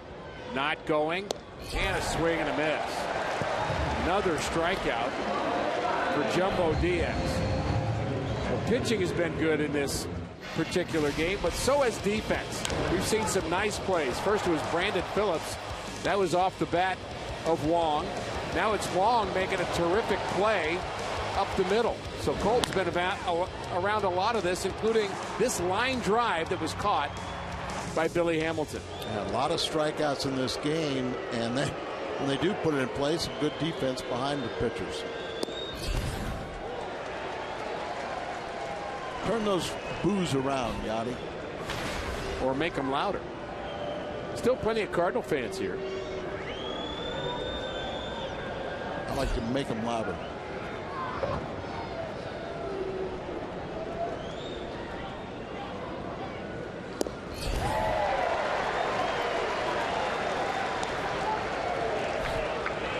A lot of swings and misses in this game for the Cardinals.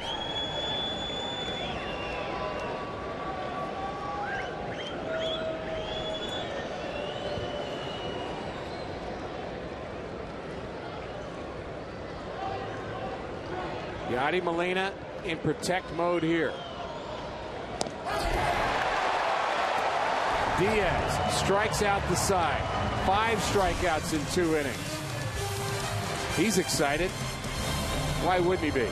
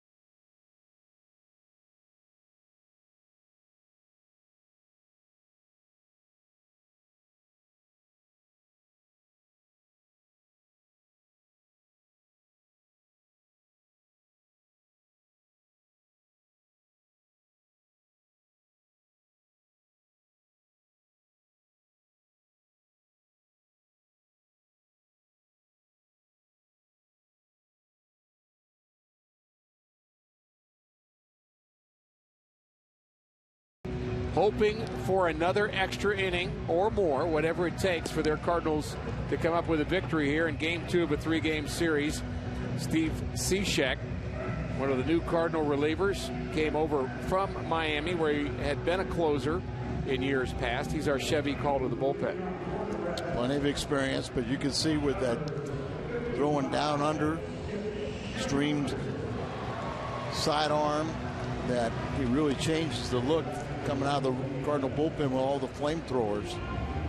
And kind of, piggybacking on the success that Pat Neshek had last year.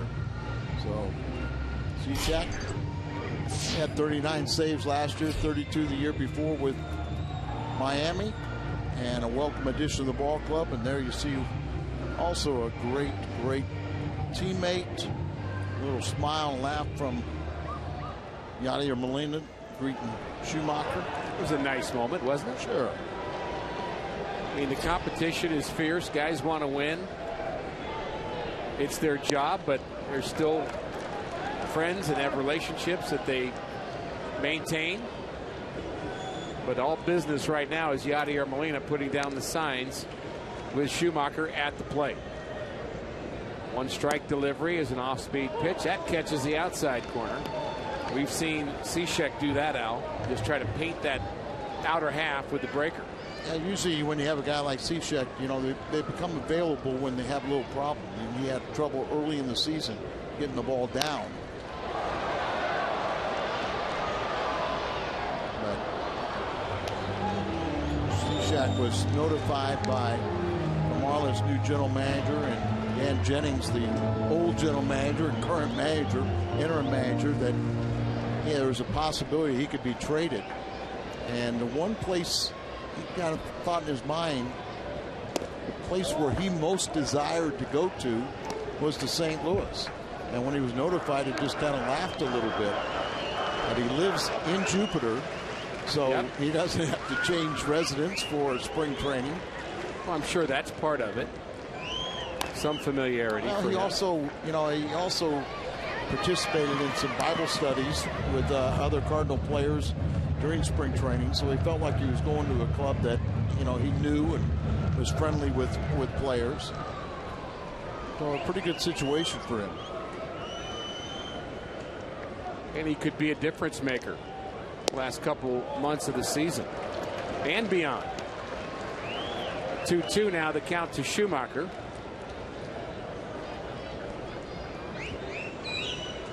Always looking for guys with the right fit, aren't you? Yeah. So important. Swing and a miss. Schumacher strikes out.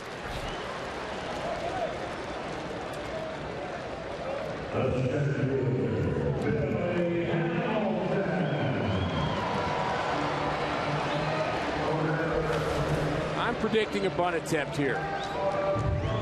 So I'm just going to go out on a limb. So is Carpenter. Is he playing in? 3 strikeouts in a row for Billy Hamilton. Why not try it? He thought about it. Cishek thought that was a strike. And you have the Carpenter playing in, so you can drag it down the first base line. Right. If he learns how to do that. Fly ball to center. Out number 2. If he can drag bunt now, think about what that could do to his arsenal. I mean, it really opens up a whole bunch of holes in the infield. Slap the ball down. Even as a right-handed batter, you do a little push bunt towards the second baseman with a left-hander that's coming off on the third base side. Push the ball to the second base. I mean, there's no second baseman that's going to throw him out. Well, especially when you're playing back, at the edge of the grass a lot of times. Learn how to pull it, like you say, past the pitcher. The lefty falling to third.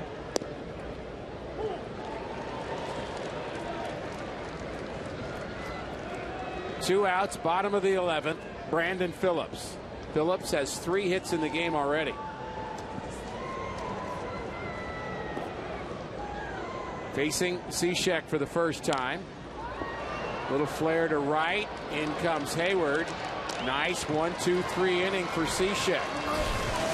Al and I are going to feed our wild side as we go to the 12th.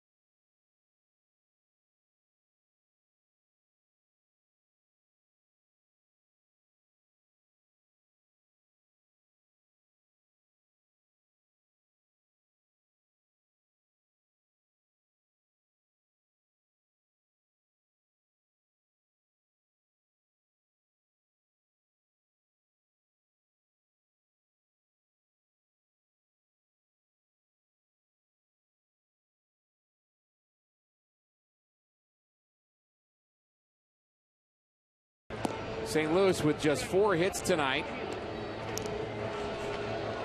And the Reds with just 7. And deeper into the Cincinnati Reds bullpen we go. Our Chevy call to the bullpen this time, Al, Burke Badenhop.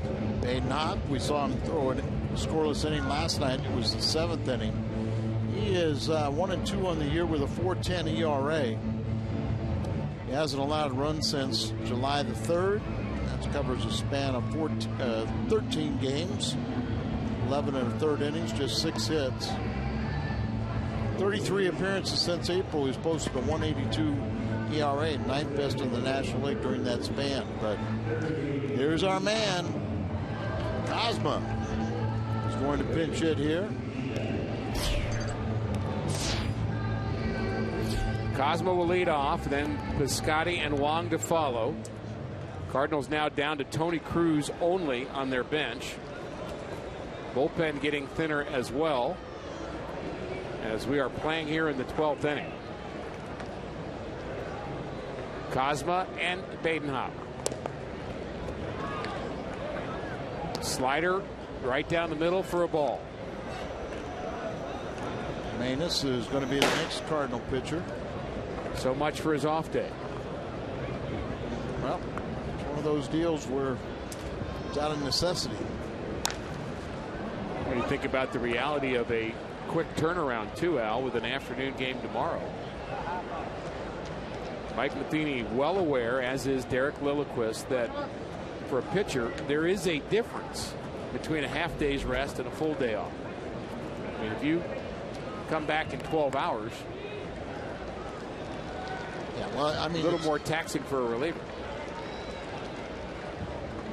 You know, it's one of those situations where you never want a manager to tell you have a full day off. There you go. Base hit to right. There you go, Powers. Very nice. Good start against Badenhop here in the 12th. And we should clarify for pitchers as we look at this hit the other way for Cosma. We're not making excuses for pitchers, but your arm has to heal after you pitch. And so if you come back too quickly, it's not a matter of them being tired physically, but the arm just doesn't respond, and you open yourself up to injury. Which in years past they didn't really care. I understand. You know, I'm glad they care now, Al. Well, it is much better for them. But think about the days when you had 10 pitchers. Sometimes in the American League with the DH, you had 9 pitchers on a staff. Nobody wanted to hear, you know, hey, I've thrown 3 days in a row, I've thrown this many pitches. You had a responsibility. But you know what? It was fun to pitch when you knew you weren't at 100%. And you find that you could get people out. Concentrated more. Went out there, knew you didn't feel 100%, so you really concentrated on making pitches where you had to be. In the era of specialization, guys are asked to be 100%ers. Show me everything you've got, and then we'll get the next guy. Hard hit to right field. Bruce on the move makes the play. Very good defender in right. Well struck by Piscotty as Cosma has to go back to first. That had some promise to it. Yeah, Bruce, a good outfielder, and he had that one tracked down easily. Colton Wong, you know, he likes to have walk-offs against the Pittsburgh Pirates. Wouldn't be a walk-off on the road, but you get my drift. We take it. We'll take the lead. We can call it whatever we want, but we'd be happy with it.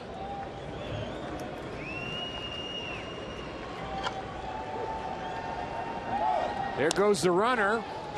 A hit and run into left center field, and play is made by Marlon Byrd. They almost collided in left center, and Cosmo, who had a decent jump, has to return to first. Yeah, it looked like he would have stolen that base, but ball went up there, and kind of a tough read for Cosmo because, and he did the right thing. He was like at the second base back, didn't go across it, but just think if that would have been a collision, the ball would have fallen out of the glove of one of the. Saw it coming there for a second. Yeah. Hamilton finally peeled off.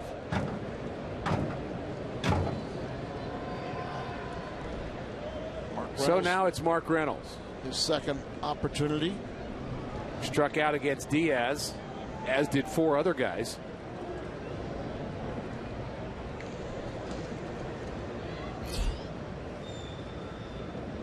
And Reds fans here at the ballpark are working on their second free pizza. We mentioned 11 strikeouts.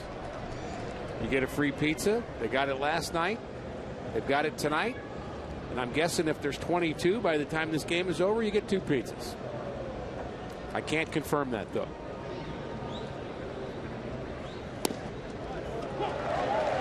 Oh, and 2. Just to help push it in the direction I want this to go, Badenhop has allowed 2 home runs. I like the way you're pushing. I wouldn't mind Cosma trying to steal here just to create a little pressure. Why not? 0-2, let him go. There he goes. The throw to second, not in time. Stolen base, Cosma. Now you're a base hit away from taking the lead. Still confused why Jason Hayward didn't run. Yeah, but watch ago. Pena's throw here. See that little clutch? It's almost like a little catch, and it wasn't a smooth throw by Pena. And we've talked about last 2 nights about problems he has throwing, not throwing out anybody, and Cardinals finally get their first stolen base. That's their 50th of the season. The Reds have 101. But Billy Hamilton has 50, half of those. 51 of them. So Cardinals 50, Billy Hamilton 51. We used to know what that was like. Lou Brock and Vince Coleman. Oh, yeah. So opportunity right now for Mark Reynolds as the Cardinals are hitting in the 12th. Good ball game here in Cincinnati. A lot of fans have hung on here at the ballpark, and the pitch to Reynolds is outside for a ball, 3-2. And he doesn't want to face Matt Carpenter. All right, let's put it this way. I wouldn't want to face Matt Carpenter. And I'm guessing he would. Payoff pitch from Badenhop. Swing and a miss. He strikes out Mark Reynolds with Cosma stranded at second.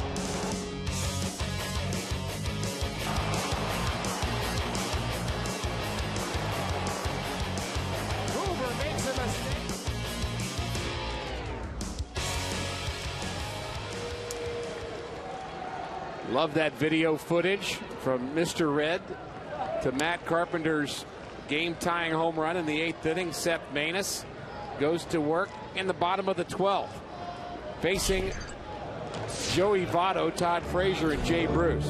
Will not be easy. They all have a little success against Seth, too.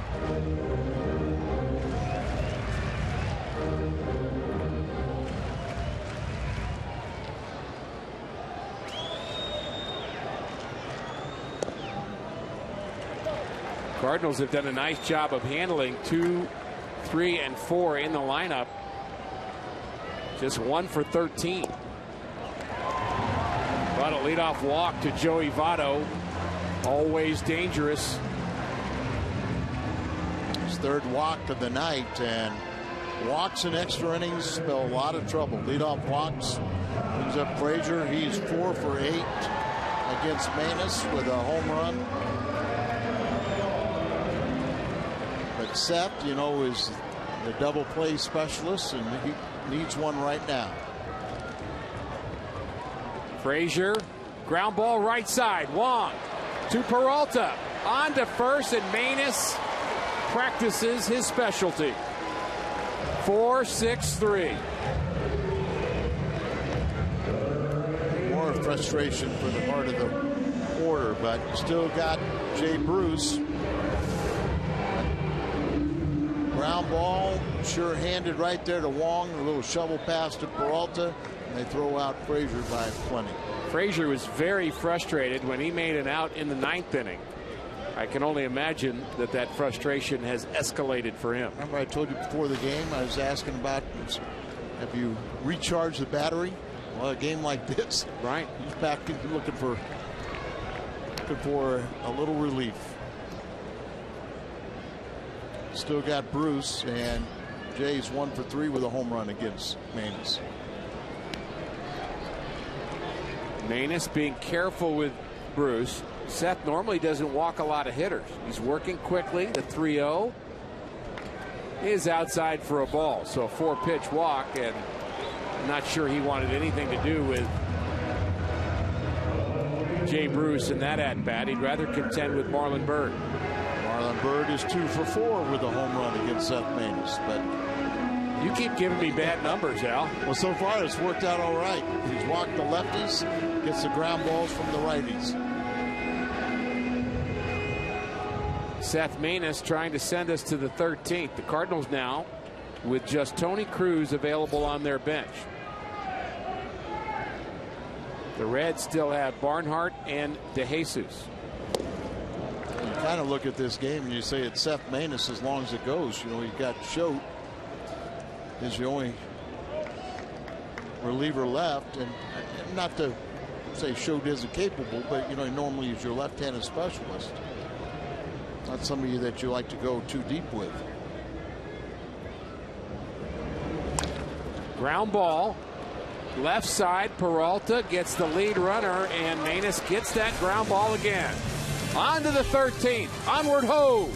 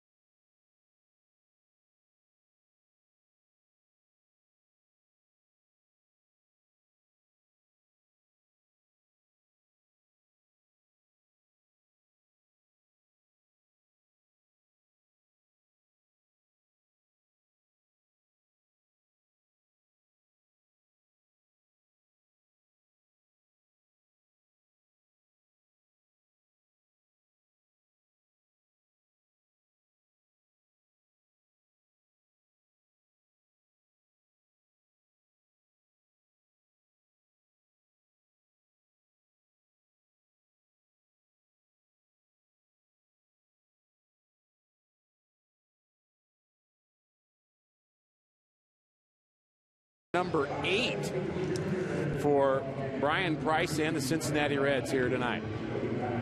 Thursday, he celebrated his 30th birthday. On July 20th, we recall from Louisville, where he had 18 games, 17 starts there with a 6-6 record, 4.05 ERA. The roster spot vacated by Manny Parra, who pitched earlier in this game when he was disabled with a sprained left elbow. So a double switch. Ivan DeJesus Jr. His father played for the Cardinals. I believe it was the 1985 season, in fact.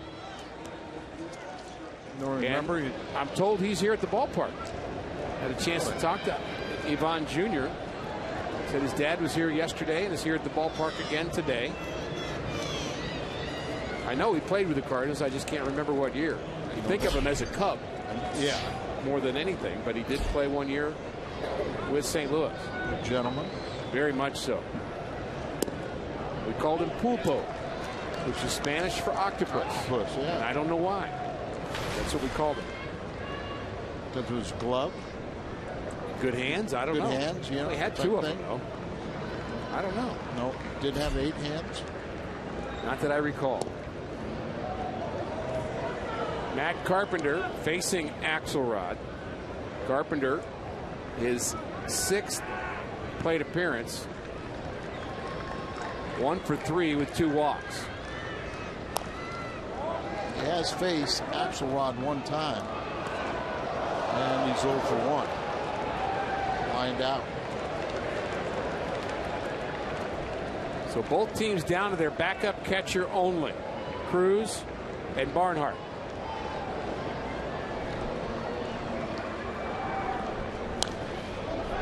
Reds only have Villarreal in their bullpen, and the Cardinals only have Randy Schoch.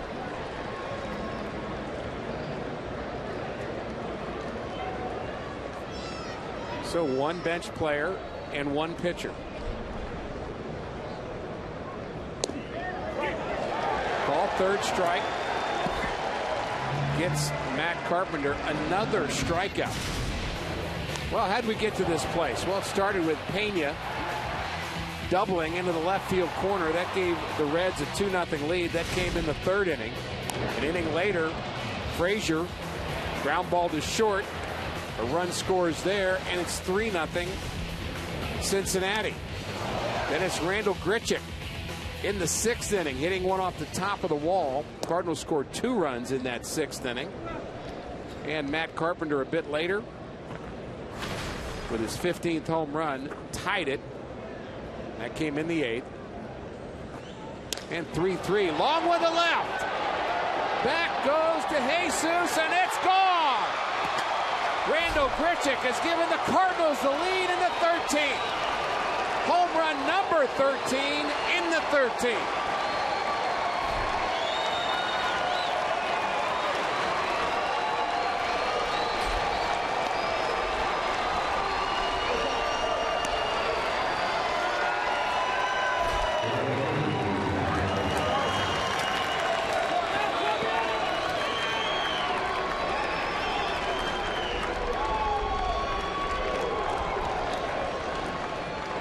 Always dangerous. And another multi-extra base hit game. The baseball is thrown all the way back into the infield. That's good. Grichuk will take it. His 13th home run. He's 40 RBIs now. Ground ball to short. Chris Conroy, by the way, went and got that baseball. And he's off the bag. Votto can't hang on. He's going to ask Brian Price to check this. He thinks he was on the bag.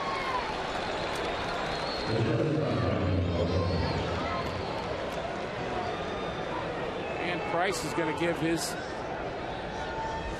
TV guys a chance to check it out. There's the throw from Suarez. It sails on him. Is he on the base or not? It looked like he got back to the bag, but you're not going to be able to see it from our first base umpire's vantage point. This is Scott Berry.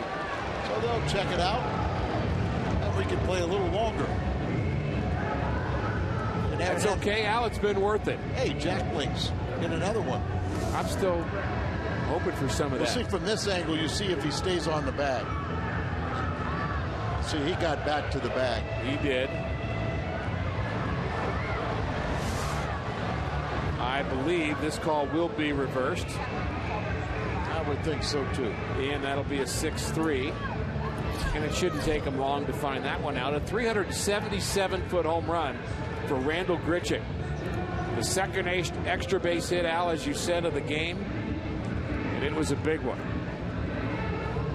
Home run number 13, RBI number 40. And for people that do not yet know the name Randall Grichuk, in Major League Baseball, it's a name you're going to want to know. He is going to get a lot of votes if he continues at this pace. Well, he's got for Rookie of the Year. He's got 6 home runs and 14 RBIs since the All-Star break. 40 of his 74 hits are extra base hits. He's got 20 doubles now, 13 home runs, 7 triples. He's putting himself in contention for the Rookie of the Year. And as expected, the call overturned. Johnny Peralta, 1 for 5.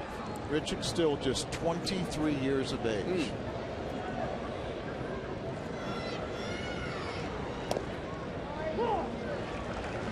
0-2 on Peralta.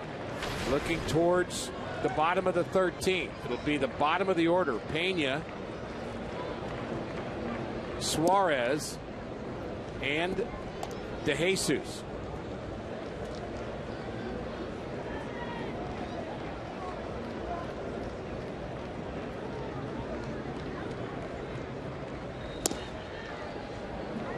I know that sounds a lot better than saying in the bottom of the 13th it's Votto, Frazier, and Bruce. But you've got to get those bottom of the order guys out so you're not facing the top of the order guys with runners on base. Yeah, that's an incentive right there. Get the guys out at the bottom of the order. You don't have to turn the batting order over to the guys that get paid the big money to drive them in. Grichuk will turn 24 on August 13th. Hard hit to right, but right at Jay Bruce, who catches it. The Reds head towards the dugout for the bottom of the 13th. Cardinals will take a lead into the bottom half thanks to Randall Grichuk. His home run to left. And it's 4-3 St. Louis.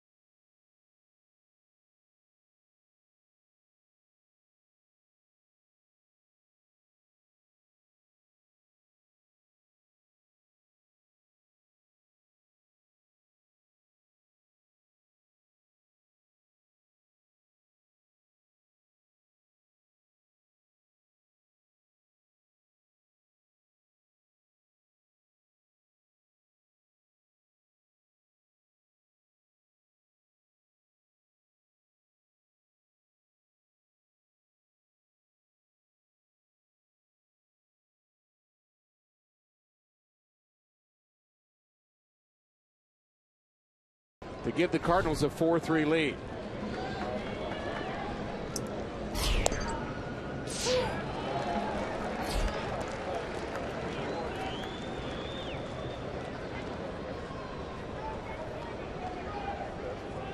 Seth Maness trying to close it out.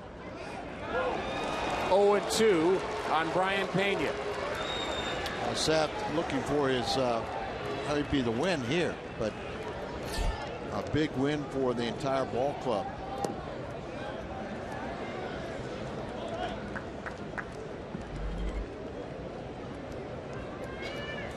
You can't get a win and a save, but we'll give him one anyway. He can close this out. 2-2. That's the one thing too, is though you're starting to get a whole bunch of guys down there. They got a couple saves, and also days like this when you got to go. Ground ball left side.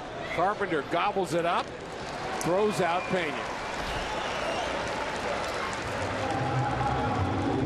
Long night. It's only going to be a happy night for one team. It's either a team loss or a team victory, isn't it? Yep. With almost everybody playing. And, Carlos Martinez, who started this ball game, really wasn't sharp, but gave up 3 runs, only 1 were earned, but the bullpen has done a phenomenal job. I think your point about having multiple guys in the bullpen for St. Louis who have saves and have experience closing out games is only going to help down the stretch. 8 shutout innings for the bullpen if Maness can get through this inning with the next 2 outs.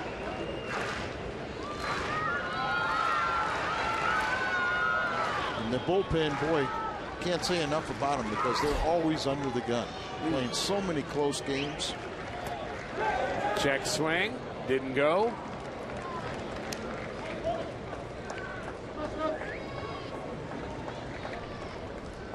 Maness has his sign.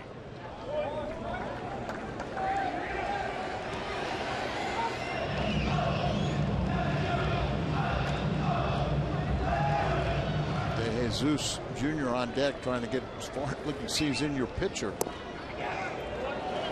Just trying to get a good look at what his deliveries look like behind home plate. 3-2 count. Broken bat, it hits Maness, but he still catches the baseball. How did he do that? That ball hit him in the foot. The bat, excuse me, hit him in the foot. Then he caught the ball and threw out Suarez. Let's hope he's okay. There's Conroy out there, and he's kind of limping a little bit, but there's something to where he got the attention.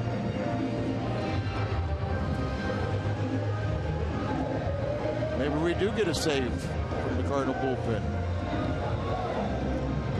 If he can't come in, Randy Schoen would have to come in and pick up the final out. I wonder if that hit him in the foot or the ankle. I think it's a good point either way. It's either foot or ankle, or lower leg, right on top of the shoe.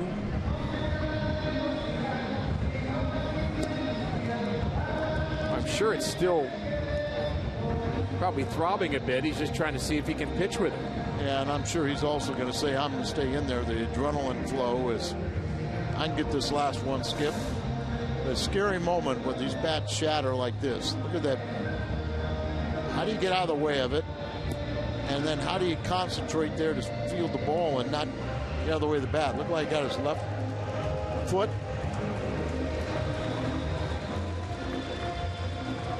Right at the toe, right? And his focus never came off the baseball either. I mean, he saw it clearly with his peripheral vision that bat was flying at him. And scary moment. Thankful Seth is still in the game and okay. Maybe sore, but get the final out. Able to pitch. And it's Ivan DeJesus Jr. First pitch grounded to the right side. And Reynolds is going to take it himself. The Cardinals, a hard-fought victory in 13. And our Budweiser player of the game, Al, is Randall Grichuk with a home run in the 13. Yeah, 2 big RBIs, including the game winner. But you know the old saying, you're going to lose quick, but you'll stay all night for a victory, and that's what the Cardinals did, and a key victory tonight. As you said, a terrific job by the Cardinals bullpen. Maness picks up the win, and the Cardinals do it with the long ball.